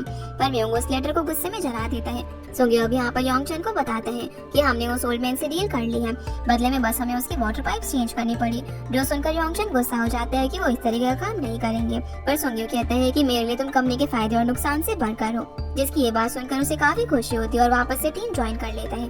तब बिलीना नोटिस करती है कि सुंग्यो की आंखों के नीचे डार्क सर्कल्स हैं और वो बीमार लग रहा था, जिस चीज से वो साफ इनकार कर देता है। अब जैसे ही वो खड़े होता है तो वो गिरने ही वाला था, जिसे सभी लोग संभालते हैं। इसके बाद हम उसे घर पर आराम करते हुए देखते हैं, जहाँ वो अपने बचपन का वही टाइम याद करता है जब वो रोते हुए बाहर आता है और उसकी मॉम किसी और के साथ जा रही थी, जिसकी आवाज सुनकर रियो बाहर आती है और उसे कहती है कि तुम क्या बेबी हो जो कि इस तरीके से रो रहे हो? तुम्हारी मॉम काम के लिए ही तुमसे दूर गई है। उसे चुप कराने के लिए कुछ कार्ड्स देती है और फिर उसे तोबोकी खिलाने के लिए अपनी डैड की शॉप पर ले जाने लगती है। अब जैसे सुंग्यो नींद में अपनी आंखें खोलता है तो उसके सामने उसकी मॉम थी, पर जैसे वो दोबारा आंखें खोलता है तो वहाँ पर रियो आई हुई थी, जिसे देखकर वो काफी खुश होता है कि वो उसके पास है। लेकिन बीमार ज्यादा होने की वजह से वो फिर से सो जाता है। सीन अब यहाँ से कान पर आता है, जो कि युंदो को वापस लेने के लिए आता है, पर वो तो सो रही थी। मोयम बोलती है कि इसको ना बाद में जगाना, मैं अभी से थोड़ा सा और देखना चाहती हूँ, और प्यार से उसे देखने लग जाती है। कान भी अब उसके साथ बैठ जाता है, जहाँ पर वो उससे कहती है कि इसे देखते रहने से मेरा मन ही नहीं भरता, ये कितनी ज्यादा प्यारी है, काश ये ना मेरी बेटी होती। जिसकी ये बात सुनकर वो हैरान हो जाता है कि क्या बोल रही है। तो मोयम कहती है कि नहीं, मेरा वो मतलब नहीं था। दोनों ये अब काफी ऑकवर्ड हो जाते हैं, इसीलिए अब काम उठकर वॉल पर लगी हुई उसकी फोटोज को देखने लग जाता है, जिन्हें देखकर वो बोलता है कि तुम तो अभी भी बचपन की तरह ही क्यूट हो। जब उसे रियलाइज होता है कि ये उसने उसके सामने कह दिया, तो वो बातें घुमाने लग जाता है। तभी मोयम को रियलाइज होता है कि सुंग्यो के अलावा कांग उसका पहला मेल फ्रेंड है, जो कि उसके रूम के अंदर आया है। अब उसे भी समझ नहीं आता कि ये उसने क्यों बोल दिया, और दोनों फिर से इधर उधर की बातें करने लग जाते हैं। तभी मॉम में दोनों को डिनर के लिए बुलाती है। वहीं सुंग्यो जैसे ही नींद से उठता है, तो उसके सर पर कपड़ा रखा हुआ था और रियो उसके बगल में सो रही थी। वो उसे देखकर बोलता है कि एक बार तुमने मुझसे सवाल किया था कि तुम मेरी लाइफ के हर एम्बैरेसिंग मोमेंट में क्यों होते हो, वैसे ही मैं भी जानना चाहता हूँ कि जब भी मैं बीमार होता हूँ तो तुम मेरे साथ क्यों होती हो। तभी रियो भी उठ जाती है। उसके पूछने पर वो कहती है कि मुझे म्योंग ने फोन करके तुम्हारे बारे में बताया था, आखिर तुम भी तो मुझे कॉल कर सकते थे ना। पर वो बोलता है कि आपसे मैं तुम्हें कभी भी कॉल नहीं करने वाला, चाहे कोई भी सिचुएशन हो, तुम यहाँ से चले जाओ। तो रियो जाते जाते भी उसे टाइम पर खाना खाने के लिए कहती है, लेकिन जब वो नीचे जाकर फ्रिज चेक करती है तो उसमें खाने के लिए कुछ भी नहीं था। सुंग्यो देखता है कि रियो अपना पर्स वहीं पर छोड़ गई है, जिसमें उसकी हॉस्पिटल की रिपोर्ट्स थी। जैसे वो रिपोर्ट्स को चेक करता है तो उसमें रियो का स्टमक कैंसर डायग्नोस हुआ था। रियो अब जैसे ऊपर आकर उसके हाथ में रिपोर्ट्स देखती है तो समझ जाती है कि उसने यहाँ पर आकर गलती कर दी, पर सुंग्यो अभी तक इस चीज को एक्सेप्ट नहीं कर पा रहा था कि रियो को कैंसर है। वो समझ जाता है कि उसने यूएस में अपनी जॉब इसी वजह से छोड़ी और वो वापस अपनी फैमिली के पास आ गई। रियो उससे कहती है कि ये पुरानी बात है और मैं अब ठीक हूँ, लेकिन उसे उसकी बीमारी से ज्यादा इस बात का बुरा लगता है कि उसे सबसे करीब होकर भी उसके बारे में ये बात नहीं पता थी। उसे ऐसे देखकर रियो बोलती है कि मुझे पता था कि तुम ऐसे एक्ट करोगी, इसलिए मैं किसी को भी इस बारे में नहीं बताना चाहती थी। वो उसे आराम करने के लिए कहकर वहाँ से जाने लगती है, लेकिन उसके सवाल अभी पूरे नहीं हुए थे। वो उसके पीछे जाकर उसे रोकता है और पूछता है कि तुम मुझसे ये सब कैसे छुपा सकती हो, और आखिर तुम ये सब कब तक छुपाने वाली हो। स्टमक कैंसर कोई छोटी मोटी चीज नहीं है जिसकी तुमने अकेले ही सर्जरी करवा ली। तभी घर के अंदर इन दोनों की मॉम आ जाती है, जिन्होंने कैंसर वर्ड सुन लिया था। मॉम को देखकर रियो के भी आंसू निकलने लग जाते हैं, जिससे वो समझ जाती है कि रियो को कैंसर है, इसलिए वो उसे सीधा गले लगा लेती है, जहाँ वो रोते हुए अपने मन में कहती है कि जिसे सबसे पहले मैं ये बात बताना चाहती थी वो पर्सन सुंग्यो था। मैं चाहती थी कि जब मैं रोया करूँ तो मेरी मॉम मुझे आकर गले लगा ले, जिससे उसे ये सब झेलने की ताकत मिले। अब हम थोड़ी देर पहले रियो की मॉम को देखते हैं, जिन्हें सुंग्यो की मॉम की एक बुक अपने बैग में मिलती है जो कि इंग्लिश में थी। अब वो बुक किस चीज के बारे में है इसके लिए जानने के लिए वो रियो के रूम में डिक्शनरी ढूंढने लग जाती है। जब वो उसे ढूंढ ही रही थी तभी उसके ड्रॉर में उन्हें काफी सारी मेडिसिन मिलती है, लेकिन वो भी इंग्लिश में थी। उसी वक्त उन्हें सुंग्यो की मॉम का कॉल आता है कि सुंग्यो बीमार है, इसलिए वो उसके लिए पॉरेज बनाने में हेल्प मांगती है। मॉम अब खाना बनाकर रेडी कर लेती है, और जब वो साथ में जा रहे थे तभी रियो की मॉम बोलती है कि वो अक्सर ऐसे मौसम में बीमार पड़ता ही रहता है। अंदर से उन्हें रियो और सुंग्यो की बात करने की आवाज आ रही थी, और जब उनकी बातों से उन्हें पता चलता है कि रियो को स्टमक कैंसर है तो वो खुद को संभाल ही नहीं पाती, उसे गले लगा लेती है, जिस वजह से रियो भी रो पड़ती है, क्योंकि अभी तक वो ये सब कुछ अकेले झेल रही थी। लेकिन अब उसकी मॉम उसके साथ थे। वो उसे जल्दी से हॉस्पिटल चलने के लिए कहती है, पर रियो ने बताती है कि मैंने पहले ही सर्जरी करवा चुकी और मैं अब ठीक हूँ। मॉम काफी हैरान होती है कि रियो इनसे इतना बड़ा सच कैसे छुपा सकते हैं। वो सुंग्यो से पूछती है कि क्या तुम्हें इसके बारे में पता था, पर वो बताता है कि मुझे भी अभी पता चला। अब मॉम तो बिल्कुल होपलेस होकर यहाँ से चली जाती है, तो रियो भी उनके पीछे जाती है। सुंग्यो भी जाने वाला था, लेकिन उसकी मॉम उसे रोक लेती है। मॉम अब घर आने के बाद डैड और डोंगजिन को रियो की बीमारी के बारे में बताती हैं।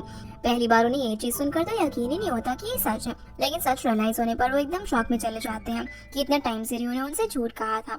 मॉम गुस्से में उसके रूम में जाकर उन मेडिसिन को निकालती है, और जब उसका पेट चेक करती है तो उस पर स्टिचेस के निशान थे। मॉम उससे पूछती है कि जब तुम ठीक हो तो इतनी सारी मेडिसिन क्यों खा रही हो, तुम मुझे ना सब शुरू से बताओ। तब वो उन्हें सब कुछ बताना शुरू करती है कि कैसे जब यूएस में ऑफिस के दौरान उसका एक मेडिकल चेकअप हुआ तब पता चला कि उसे स्टेज 2 का स्टमक कैंसर है, लेकिन बाद में ट्रीटमेंट वगैरह के बाद वो ठीक हो गई और प्रिकॉशन के लिए उसने कीमोथेरेपी भी लिया था। जिसकी ये बातें सुनकर मॉम को समझ में आ जाता है, क्योंकि उसने अपनी शादी तोड़ी और वो उसे बात छुपाने के लिए काफी गुस्सा थी। रियो बोलती है कि मैं यूएस में थी, इसलिए मैं आपको ये सब बताकर परेशान नहीं करना चाहती थी, पर मॉम के लिए ये सब मायने नहीं रखता था। वो उसे बोलती है कि तुम्हारे डिलीवरी के वक्त मैंने काफी पेन सहन किया था और तुम मुझे कैसे नहीं बता सकते कि तुम बीमार हो। एक बीमार बच्चे के लिए तो पेरेंट्स चांद पर भी चले जाए, यूएस कौन सी बड़ी बात थी। डैड भी रोते हुए उससे बोलते हैं कि भले ही हम तुम्हारे परफेक्ट पेरेंट्स नहीं बन पाए, लेकिन हमें तुम्हारे बारे में जानने का हक है। ये बोलती है कि मैं ठीक होने के बाद सभी को बताने वाली थी, लेकिन मॉम चली जाती है। इस पर डैड फिर उसे कहते हैं कि क्या अब तुम पूरी तरीके से ठीक हो, जिसका वो हाँ में जवाब देती है। मॉम को तो अब कुछ भी समझ नहीं आ रहा था कि वो क्या करे। वो बेसमेंट में जाकर ड्रम्स बजाने लग जाती है और वो याद करती है कि कैसे जब रियो यूएस से वापस आई थी तो उन्होंने उसके साथ कैसा बिहेव किया था, ये जाने बिना कि वो क्या चीज सहन करके यहाँ पर आई है। घर के सभी मेंबर्स काफी दुखी थे कि रियो अकेले इतनी बड़ी प्रॉब्लम में थी और उन्हें इस बात की खबर भी नहीं थी। मॉम को भी अपनी गलती का एहसास हो जाता है। वो खुद से कहने लग जाती है कि उसने तो पूरी लाइफ काफी हार्ड वर्क किया है, तो भला उसे ही कैंसर क्यों हो गया, और काफी रोने लगती है। इधर सुंगियो का भी यही हाल था। अब जब मॉम उसके लिए पॉरिश गर्म करके लेकर आती है तो सुंगियो उनसे पूछते हैं कि क्या आवाज मेरे रूम में आई थी, जिस पर वो हमें जवाब देती है। फिर वो उससे पूछती है कि तुम 3 साल पहले जब यूएस गए थे तो रियो से नहीं मिले थे क्या, क्योंकि उसी टाइम उसे कैंसर के बारे में पता चला था। यहाँ से अब हम 3 साल पहले का सीन देखते हैं। सुंगी जब काम के सिलसिले में यूएस गया था तभी उसे मोएम का कॉल आता है जो उसे कहती है कि क्या तुम मेरे लिए रियो से मिल सकते हो। इस पर वो काम का बहाना करता है, लेकिन हम देखते हैं वो तो उसी से मिलने के लिए गया हुआ था। तभी रियो बाहर आती है जो कि काफी पतली और डिप्रेस लग रही थी। वो उसे ऐसे देखकर कुछ बात करता, तभी योंजन वहाँ पर आकर उसे ले जाने लगता है। जिन दोनों को साथ में देखकर वो यहाँ से जाना बेहतर समझता है और उसे मिले भी नहीं चले जाता है। पर आज इस बात का उसे काफी पछतावा हो रहा था कि काश वो उस दिन उससे मिल लेता। फिर जब वो यूएस में ही अपनी मीटिंग में होता है तभी रियो उसे मैसेज करती है कि तुम यहाँ पर आए मुझे बताया नहीं, लेकिन काम में बिजी होने की वजह से वो उसे इग्नोर कर देता है। इतना ही नहीं, वो जब भी उसे कॉल या मैसेज करने का ट्राई करती वो उसे कॉल मैसेज को हर बार इग्नोर कर देता। वो रात को 12 बजे उसे बर्थडे विश का भी मैसेज करती है, लेकिन वो उसका मैसेज सीन करने के बाद कोई भी रिप्लाई नहीं करता। अब वो इसी सब के बारे में सोच रहा था कि जब भी वो मुसीबत में था तो रियो हमेशा उसके साथ थी, लेकिन रियो की बीमारी में उसने उसे कैसे इग्नोर कर दिया। उसने उसे कितने सिग्नल्स भेजे लेकिन उसने उस पर ध्यान ही नहीं दिया। अगली सुबह मॉम डैड को देखते हैं जो कि रात में ठीक से ना सोने की वजह से उनकी आंखें स्वेल हो गई थी, इसलिए वो चम्मच लगाकर उसे ठीक कर रहे थे। पर तभी रियो वहाँ पर आ जाती है, जिसे देखकर ये लोग अपने अपने काम में लग जाते हैं। डैड ने अब रियो के लिए हेल्दी खाना बनाना शुरू कर दिया था जो कि उसे पसंद नहीं था। वो उनसे बोलती है कि मैं बाकी डिशेस भी खा सकती हूँ, पर वो उसे कहते हैं कि अगली बार मैं भी तुम्हारे साथ डॉक्टर के पास चलूंगा चेकअप के लिए, जिस पर वो ओके बोलती है। दूसरी तरफ हम सुंगियो की मॉम को देखते हैं जो कि मोएम की मॉम को रियो के कैंसर वाली बात बता देती है। ये सुनकर मोएम की मॉम काफी दुखी होती है और वो लोग इस बारे में बात ही कर रहे थे कि तभी मोएम उनकी बातें सुन लेती है। वो अब सीधा रियो के पास चली आती है क्योंकि उसने उसे सबसे क्लोज समझा था, लेकिन उसने उससे इतनी बड़ी बात छुपाई। रियो बोलती है कि तुम्हें मेरे ऊपर जितना भी गुस्सा है ना सब उतार लो, लेकिन वो उसके पास आकर बैठ जाती है क्योंकि उसे अफसोस था कि वो उसके लिए कुछ भी नहीं कर सकती। और मोएम को भी अब समझ में आ जाता है कि वो उनके साथ ड्रिंक क्यों नहीं कर रही थी आने के बाद, यहाँ तक कि वो स्पाइसी खाना भी नहीं खा रही थी। ये सब उसकी बीमारी की वजह से ही था। रियो बोलती है कि लगता है कि मैंने बहुत ही अच्छी एक्टिंग की जिसे तुम्हें पता ही नहीं चला। मोएम फिर उसे गले लगा लेती है और कहती है कि मैं तुम्हारी मॉम की तरह रोने नहीं वाली हूँ, तुम पहले से काफी स्ट्रांग हो गई हो मेंटली भी और फिजिकली भी, इसलिए वो उसे गले लगाकर बस कंफर्ट करती है। रियो से बोलती है कि वैसे अगर तुम्हें मेरे लिए बुरा लग रहा है ना तो कुछ खाने के लिए ले आओ, मैं तो वैसे भी अनएम्प्लॉयड हूँ। अब यहाँ से सुंगियो के डैड पर आता है जो कि हॉस्पिटल में जब इमरजेंसी पेशेंट्स की रिपोर्ट देख रहे थे तभी उसमें उन्हें रियो की रिपोर्ट मिलती है जब उनका असिस्टेंट बताता है कि ये लड़की कुछ दिन पहले यहाँ पर आई थी और यूएस में इसकी सर्जरी हो रखी है, जो जानकर वो काफी हैरान हो जाते हैं। यहाँ से फिर हम सुंगियो को देखते हैं जिससे उसके एम्प्लॉयज बताते हैं कि क्लाइंट इस कॉन्ट्रैक्ट को हटवाकर किसी अपने करीबी कॉन्ट्रैक्टर को काम पर रखना चाहता है क्योंकि उसे लगता है कि काम के दौरान हम पैसों की हेराफेरी कर सकते हैं। पर सुंगियो इस पर बिना कुछ सोचे उनके क्लाइंट के अकॉर्डिंग चलने के लिए कहता है, जो सुनकर सभी हैरान हो जाते हैं क्योंकि वो कभी भी इस तरीके की फैसले नहीं लेता। तभी उसे अपनी डैड का कॉल आ जाता है जिसके बाद हम इन्हें साथ में देखते हैं। डैड को ये जानकर अच्छा लगता है कि सुंगियो को पहले से रियो की कंडीशन के बारे में पता है, वरना वो काफी टेंशन में थे कि वो उसे ये चीज बतानी चाहिए या फिर नहीं। सुंगियो अब जब उनसे उनकी कंडीशन जानने की कोशिश करता है तो वो मना कर देते हैं क्योंकि पेशेंट की रिपोर्ट्स किसी को भी ऐसे शेयर करना रूल्स के खिलाफ था।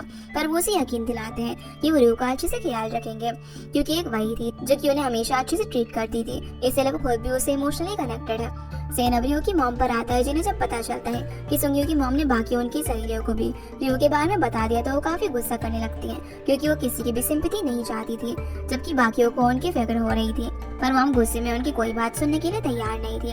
वो उनसे कहती है कि जब तुमने ऐसा कुछ फेस ही नहीं किया है तो मुझसे इस बारे में बात मत करना। पर वो सभी लोग इमोशनल होकर उन्हें समझाते हैं कि भले उन्होंने ये सब फेस नहीं किया है लेकिन वो सब भी पेरेंट्स है। मॉम तो अब यहाँ पर खुद ही को ब्लेम करने लग जाती है कि मैं कैसी मॉम हूँ जो कि खुद अपनी बेटी के बारे में ये बात नहीं जान पाई। ये बोलकर रोने लग जाती है, जिन्हें बाकी सभी हौसला देते हैं। यहाँ से अब हम डोंगजिन को देखते हैं जो कि स्टमक कैंसर से रिलेटेड आर्टिकल्स पढ़ रहा था। वो गुस्से में एक पत्थर को जब मारता है तो वो लीना को लगने वाला था जो कि वहीं पर जॉगिंग करते हुए जा रही थी। अब वो उसे देखकर पूछती है कि तुम काम पर नहीं गए, तो वो कहता है कि मैंने ना वो काम छोड़ दिया, लेकिन वो समझ गई थी कि उसे निकाला गया है, इसलिए वो उसे सजेस्ट करती है कि तुम्हें ना वापस जाकर माफी मांगकर वो जॉब ले लेनी चाहिए। ये बोलकर जाने लगती है तो डोंगजिन भी उसके पीछे पीछे जाता है उसे गाइड करने के लिए। सीन अब यहाँ से कांग पर आता है, जिससे रात में जब मोया मिलती है तो वो उसे आवाज लगाता है, लेकिन वो सुन नहीं पाती। तो वो पीछे से उसके शोल्डर पर हाथ रखता है, जिससे मोया उसे उठाकर नीचे पटक देती है, जहाँ वो कांग को देखकर हैरान हो जाती है और फिर काफी ज्यादा रोने लग जाती है। अब वो कांग को संभाल कर उसके घर तक लेकर आती है, जहाँ वो उसके लिए पेन रिलीफ पैचेस लेने के लिए जाने लगती है। पर वो उससे कहता है कि मैं ठीक हूँ, तुम बस थोड़ी देर यहीं पर बैठ जाओ। वो उसके रोने का रीजन पूछता है और बताता है कि ये जगह ना प्रॉब्लम शेयर करने के लिए काफी अच्छी है। मोयम समझ जाती है कि उसने पहले सोंग्यो की प्रॉब्लम सुनी थी, क्योंकि उस दिन वो दीवार की दूसरी तरफ थी। मोयम उसे रू की प्रॉब्लम के बारे में बताने लग जाती है, ये बोलकर कि उसकी एक फ्रेंड की फ्रेंड है जिसको ना ये सारी प्रॉब्लम है, और उसका जो फ्रेंड है ना वो उसे पसंद करता है, लेकिन उसके कैंसर के बारे में उसे अभी पता चला। इस सब में वो किसी का भी नाम नहीं बताती। पर जैसे कांग उससे बोलता है कि ये बात यहाँ से बाहर नहीं जाएगी, तो वो उसे सारी बात बता देती है कि असल में वो रियू की बात कर रही है, जो कि काफी स्ट्रांग दिख रही है, जो बात मुझे अंदर से खाई जा रही है।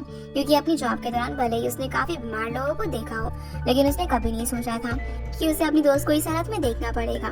जो सब बताते हुए उसकी आंखों में आंसू आ जाते हैं। तो कांग उससे बोलता है कि तुम यहाँ पर सीक्रेटली रोकर अपना मन हल्का कर सकती हो और फिर स्माइल के साथ वापस से रियो के पास जाना, क्योंकि उसका इस चीज से बाहर निकलना किसी मिरेकल से कम नहीं है। ठीक इसी तरह मेरे लिए युंदू है। वो उसे बताता है कि 2 साल पहले उसे एक मिस्टीरियस नंबर से काफी मिस कॉल आए थे।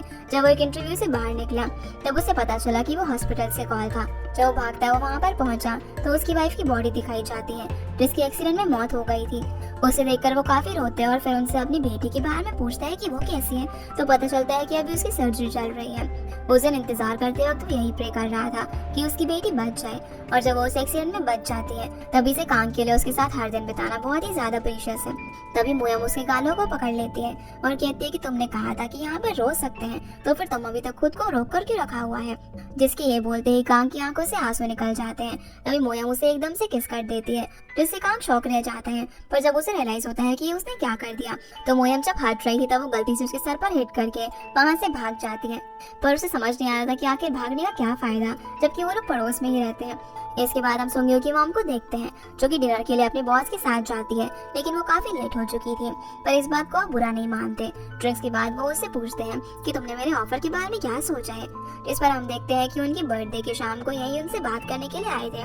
वो मॉम को काम छोड़ने के लिए कहते हैं और बोलते हैं कि काम करते हो अब तुम्हें 20 साल हो गए हैं तो ब्रेक जरूरी है। पर वो बोलती है कि मेरे रिटायरमेंट में अभी टाइम है और मैं काम करना चाहती हूँ। अगर मेरी ट्रांसफर की बात है तो मैं मेरे से खुद बात कर लूंगी। पर वो बोलते हैं कि तुम्हें रीअसाइन नहीं किया जा सकता, तुम्हें जल्दी फोर्स किया जाएगा कि तुम खुद रिजाइन कर दो। इसलिए मॉम के पास उनको ऑफर मानने के अलावा और कोई भी रास्ता नहीं बचता। सीन अब रियो पर आता है, जिसे रास्ते में सुंग्यो मिल जाता है और दोनों यहाँ से पार्क में चले जाते हैं, जहाँ पर रियो से पूछते हैं कि तुम गुस्सा हो गया, तुमने मुझे कॉल नहीं किया। पर वो कहता है कि नहीं मैं बिजी था। रियो समझ जाती है कि वो उसे इग्नोर कर रहा है। वो कहती है कि तुम्हें ना अभी समझ नहीं आ रहा होगा कि तुम्हें मुझे एनकरेज करना चाहिए या फिर कंफर्ट करना चाहिए। मेरे घर पर भी ना यही सिचुएशन है। यहाँ पर वो अपनी बातों से उसे ये दिखाना चाहती थी कि वो कितनी स्ट्रांग है और उसे किसी की सिंपैथी की जरूरत नहीं है। सुंग्यो उसे बोलता है कि तुमने बीमारी सिर्फ अपने मतलब के लिए हमसे छुपाई, तुम एक डरपोक हो और कमजोर हो, तुम्हें बस उन लोगों को हर्ट करना आता है जो कि तुमसे प्यार करते हैं, जबकि लोग मुसीबत आने पर अपने सबसे करीबी के आसपास जाते हैं, लेकिन तुमने तो बिल्कुल उसके उल्टा किया। रियो बोलती है कि ऐसा करने से कुछ भी नहीं बदलता, बल्कि मेरे साथ साथ और भी लोग दुखी होते। सुंग्यो उसे समझाता है कि भले उन लोगों को भी उसके साथ हर्ट होना पड़ता, पर हर सिचुएशन में वो उसके साथ रहते, जैसे कि तुम हर सिचुएशन में मेरे साथ थी। फैमिली सिर्फ इसलिए नहीं होती कि सारे खुशी के मोमेंट साथ बिताए। फैमिली ऐसी होती है जिसमें अगर कोई गिरता है तो सभी लोग साथ गिरते हैं और उठते हैं तो साथ ही उठते हैं। रियो बोलती है कि मुझे ये सब नहीं करना आता, मैं ना ऐसे ही हूँ। पर सुंगी बोलता है कि जब मेरी मॉम मुझे छोड़कर अफ्रीका चली गई थी या फिर जब मैंने स्विमिंग क्विट करी, तब तुमने मेरे पास आकर मुझे रीच आउट किया था, लेकिन अपने टाइम में तुमने मुझे मौका क्यों नहीं दिया। जिसका रियो कोई भी जवाब न देकर वहाँ से चली जाती है।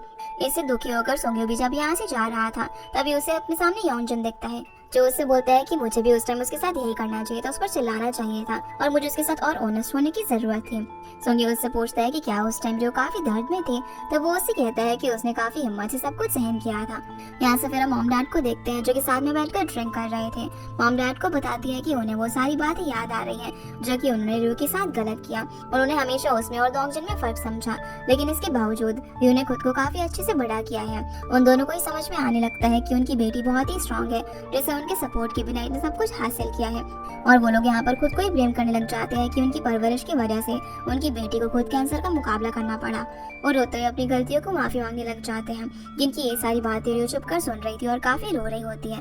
अगले दिन हम मोयम को देखते हैं जो जब काम के लिए निकल रही थी तभी वो काम को युंदो के साथ जाता हुआ देखती है। इसलिए वो भागकर वापस से घर में चली जाती है, पर उसे अफसोस हो रहा था कि वो काम की वजह से युंदो से नहीं मिल पाई। इधर युंदो ने देख लिया था कि मोयम उनसे छुप गई थी। उसे लगता है कि वो ना हमसे हाइड एंड सीक का गेम खेल रही है। ये बात वो काम को बताती है, पर वो उसे बोलता है कि हमें यहाँ लेट हो रहा है, इसलिए दोनों भाग भाग कर जाने लग जाते हैं। सेना भी से रियो की वहाँ पर आता है जो उसे देखने के लिए उसके रूम में आती है, तो उन्हें कहीं पर भी दिखाई नहीं देती। उसका फोन भी टेबल पर ही रखा हुआ था। जब वो चेक करती है तो उसमें हॉस्पिटल का मैसेज आया हुआ था कि तुम्हारी बायोप्सी रिपोर्ट आ चुकी है। इसके बाद हम सुंगियो को देखते हैं जो कि पिछली रात योनजुन की बात याद करता है कि रियो अपनी सर्जरी होने के बाद डिप्रेशन में चली गई थी, जो सुनकर वो काफी हैरान होता है। तभी सुंगियो को रियो की मॉम का कॉल आ जाता है कि रियो उन्हें मिल नहीं रही है, इसलिए वो उसे ढूंढने के लिए काफी सारी जगह पर जाता है, लेकिन वो उसे कहीं पर भी नहीं मिलती।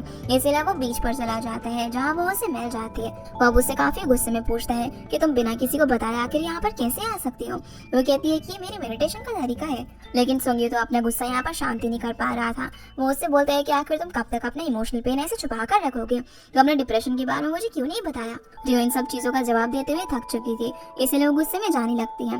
पर तभी वो उसे उठा लेता है और जाकर पानी में डाल देता है, जिस चीज के लिए वो उस पर काफी तेज चिल्लाती है। तो रियो उसे और ज्यादा चिल्लाने के लिए कहता है ताकि वो अपना सारा फ्रस्ट्रेशन आज निकाल दे। तो रियो उसे बोलती है कि आखिर तुम मुझ पर इतना गुस्सा क्यों कर रहे हो, वो मैं थी जो कि बीमार थी, फिर भी तुम्हें मुझे डांट रहे हो। सोंगे बोलता है कि मैं तुम पर नहीं बल्कि खुद पर गुस्सा हूँ, क्योंकि तुमने मुझे हमेशा सिग्नल्स भेजे पर मैंने उन्हें नजरअंदाज किया। तुमसे उस दिन बहस करने के बाद मुझे काफी बुरा लगा था। तो रियो उसे मारते हुए कहती है कि तुमने मेरे मैसेज का रिप्लाई क्यों नहीं किया और मेरे कॉल्स क्यों नहीं उठाए। इन सब बातों के लिए वो उससे माफी मांगता है। रियो से कहती है कि मैं ये सब किसी को भी नहीं बता पा रही थी, मैं काफी डरी हुई थी और अपने अंदर दबाई हुई सारी फीलिंग्स आज वो बाहर निकाल देती है। जिसके बाद सुंगी उसके लिए बनाना मिल्क लेकर आता है, जिसे पीते पीते वो उससे पूछते है कि तुम्हें कैसे पता चला कि मैं यहाँ पर हूँ। तो वो कहता है कि भागकर पहले भी तुम यहाँ पर एक बार आई थी। यहाँ से हम देखते हैं कि डोंगजुन को नया फोन मिला था, तो वो अपने लिए भी फोन मांगती है क्योंकि उसका फोन भी टूट चुका था। जो सब कुछ सुंगी भी वहीं पर बैठा हुआ देख रहा था, लेकिन वो बस अपने खाने पर ध्यान देता है। मॉम सुंगी का एग्जाम्पल देने लग जाती है कि वो कितने टाइम से एक ही फोन चला रहा है, पर वो उसके कपड़े दिखाने लग जाती है कि फोन के अलावा उसके पास कितने एक्सपेंसिव कपड़े हैं और गुस्से में वहाँ से चली जाती है और अपनी क्लासेस खत्म करने के बाद बीच पर आकर जोर जोर से चिल्लाती है, जो सब कुछ सुंगियो भी देख रहा था। फिर वो उसकी तारीफ करता है कि वैसे ना तुम काफी अच्छी हो, जो कि अपनी पेरेंट्स को अपनी प्रॉब्लम के बारे में बताकर उन्हें परेशान नहीं करना चाहती है। फिर उसे अपना फोन देते हुए कहता है कि अभी मेरे डैड को फोन करो क्योंकि तुम्हारी बायोप्सी रिपोर्ट तुम्हारे फोन पर मेल कर दी गई है। और मना करती है कि मैं बाद में कर लूंगी। तो वो उसे अपने पैर में लगी हुई मेटल पेंस के बारे में याद दिलाते हैं क्योंकि ट्रीटमेंट के बाद भी प्रॉब्लम दोबारा आ सकती है। अगर तुम्हारे साथ ऐसा कुछ होता है तो मैं तुम्हें हॉस्पिटल लेकर जाऊंगा और तुम्हारे सारे काम करूंगा, इसलिए तुम बिना परेशान हुए मेरे डैड को कॉल करके अपनी रिपोर्ट्स के बारे में पूछो। जो उनसे बात करने के बाद सुंगी को बताती है कि उसे बस छोटा सा इन्फेक्शन हुआ था और मैं बिल्कुल ठीक हूँ। जो सुनकर वो काफी खुश होता है और उसे गले लगा लेता है। फिर हम सुंगी के डैड को देखते हैं जो कि काम के बाद काफी थक चुके थे। तभी उनकी नजर उस बैंडेज पर पड़ती है जो कि मॉम ने उनके पैरों में लगाई थी, जिसे देखकर वो मुस्कुराने लग जाते हैं। वो मॉम को कॉल करके पूछते हैं कि तुम कहाँ पर हो, जिसके बाद वो खुशी खुशी हॉस्पिटल से चले जाते हैं। अब वो जैसे ही मॉम के ऑफिस के बाहर पहुंचते हैं क्योंकि वो लोग साथ में लंच करने वाले थे, तो देखते हैं कि मॉम का सीनियर उन्हें वही फ्लावर्स दे रहा था जो कि उन्हें पसंद है और साथ ही कुछ लोग इनके बारे में बात कर रहे थे कि ये दोनों साथ में अफ्रीका में भी गए थे। इनके बारे में काफी रूमर्स है कि इनका अफेयर चल रहा है क्योंकि सीनियर ने तो अभी तक शादी भी नहीं की है। जो सब सुनकर डैड निराश होकर वहाँ से चले जाते हैं। तो उस तरफ सुंगी जब रियो को ड्रॉप कर रहा था तब वो उसे कहती है कि मोयम ने भी मुझे गले लगाया था और आखिर अपनी दोस्ती जाहिर करने का ये कौन सा तरीका है। सुंगी बोलता है कि मैंने पहले ही बताया था हम दोस्त नहीं है। तभी रियो का घर आ जाता है, लेकिन कार रोकने के बजाय वो आगे बढ़ जाता है। उसे कुछ भी समझ नहीं आता कि अब वो उसे कहाँ पर लेकर जा रहे हैं। इधर हम डैड के रेस्टोरेंट में देखते हैं कि सभी लोग वहाँ पर छुपे हुए थे। उन्होंने रियो की सरप्राइज वेलकम पार्टी के लिए प्लानिंग की हुई थी ताकि वो उसे चेयर कर सके, पर वो लोग देखते हैं कि कैंडल्स तो उन्होंने जलाई ही नहीं थी, इसलिए वो उसे जलाने के लिए जा रहे थे। तभी रियो अंदर आ जाती है और अब उन चारों का अपना सरप्राइज पहले ही शुरू करना पड़ता है। जिन सभी को ऐसे देखकर वो हैरान थे और बोलती है कि मुझे तो घर आए हुए काफी टाइम हो गया, ये सब किसका प्लान था।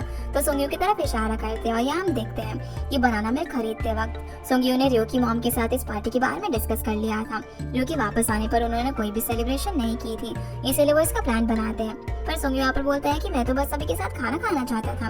रियो इस पार्टी को देखकर काफी ज्यादा खुश हो जाती है और जब सभी लोग डाइनिंग टेबल पर बैठते हैं जहाँ पर मोयम डैड को अपनी डिशेस के बारे में एक्सप्लेन करने के लिए कहते हैं, तो वो सबको बताने लग जाते हैं और एक डिश के बारे में बताते हैं और कहते हैं कि ये मैंने खास उसके लिए बनाई है जिसे मैं दुनिया में सबसे ज्यादा प्यार करता हूँ। जिनकी ये स्पीच सुनकर वो काफी इमोशनल हो जाती है। फिर जब मॉम की बारी आती है तो वो रियो से कहती है कि फैमिली सिर्फ खुशियों में नहीं बल्कि मुश्किल समय में भी साथ रहती है, इसीलिए आज के बाद तुम कोई भी सीक्रेट नहीं रखोगी, जिसके लिए वो मान जाती है। तभी मोहिनी बोलती है कि फ्रेंड्स भी ना फैमिली होते हैं। तो मॉम बोलती है कि फिर तो हमारी फैमिली में काफी सारे बच्चे हैं। दोंगजिन भी अब यहाँ पर रियो को अच्छे से खाना सर्व करता है और सभी लोग साथ में इस डिनर को एंजॉय करते हैं। वहाँ से वापस आते वक्त अब रियो कहती है कि मेरा तो पेट ही फटने वाला है। जूस सुनकर सभी शौक हो जाते हैं, लेकिन इसका मतलब ये था कि उसने काफी टेस्टी खाना खाया है इसकी वजह से, और वो यकीन दिलाती है कि वो एकदम ठीक है। तभी दोंगजिन बोलता है कि अब से ना मैं तुम्हारा फिटनेस ट्रेनर हूँ, और बाकी लोग भी उसकी मदद करने के लिए कुछ न कुछ ऑफर करने लग जाते हैं, जो देखकर रियो को काफी अच्छा लग रहा था कि उसे कैसे स्पेशल ट्रीटमेंट मिल रहा है। पर सोंगियो ने कुछ भी ऑफर नहीं किया था। तो बोलते हैं कि कहीं तो मुझे घर तो बनाकर नहीं देने वाले। इस पर वो कहता है कि अपनी उम्मीदें ना कुछ ज्यादा मत बढ़ाओ। मॉम फिर उससे बोलती है कि क्या हम बात हाउस चले, जिसके लिए वो हाँ बोल देती है। वो सोंगियो को भी इनवाइट करती है, जो सुनकर वो हैरान होता है और कहता है कि मैं वहाँ पर आकर क्या करूंगा। तो उसे बोलती है कि अरे तुम मेल सेक्शन में जाना ना। और अब सभी लोग बहुत ही हंसी मजाक करते हुए जा रहे थे, जिन्हें पीछे से योनजुन देखते हैं। दूसरी तरफ हम सोंगियो के डैड को देखते हैं, जो कि घर काफी देर से वापस आते हैं, जहाँ पर मॉम उनका इंतजार कर रही थी। वो उनसे माफी मांगते हैं कि मैं लंच पर नहीं आ सका। तो मॉम बोलती है कि काम की वजह से मैं भी वो तो भूल ही गई थी, और कहती है कि मुझे ना तुमसे कुछ बात करनी है। तो डैड कहते हैं कि मैं भी तुमसे बात करना चाहता हूँ, और सीधा उनसे कह देते हैं कि मुझे ना डिवोर्स चाहिए। जो बात सुनकर वो शौक रह जाती है। सेना भी यहाँ से ऊपर आते हैं, जैसे घर पहुँचती है तो उसे योनजुन का कॉल आता है। वो उससे पूछते हैं कि तुम कहाँ पर हो, तो बताता है कि होटल में, और कहता है कि कल मैं यूएस वापस जा रहा हूँ, ये मेरा तुम्हारे लिए ना आखिरी कॉल होगा। वो उसे इमोशनल होते हुए कहता है कि मैंने तुम्हें सच में काफी पसंद किया था, पर शायद मेरा तरीका गलत था। मैंने हमेशा तुम्हें वापस से खड़ा करने का सोचा, पर कभी तुम्हारे साथ गिरने का नहीं सोचा। यहाँ आकर मुझे रियलाइज हुआ कि तुम्हारी जगह यही है, तुम्हें अपनों के पास होना चाहिए। तभी उसे माफी मांगते हुए बोलती है कि मैंने भी हमेशा अपनी बीमारी को एक्सक्यूज बनाया। मैं अपने इमोशंस में इतना उलझी हुई थी कि तुम्हारे बारे में सोच ही नहीं पाई कि तुम कैसा फील कर रहे होगे। पर वो कहता है कि पुरानी बातें याद करके रिग्रेट नहीं करना चाहिए, हमें याद करना चाहिए कि एक साथ हम कितने खुश थे। फिर वो उसे आखिरी बार गुड बाय की अगर कॉल रख देता है।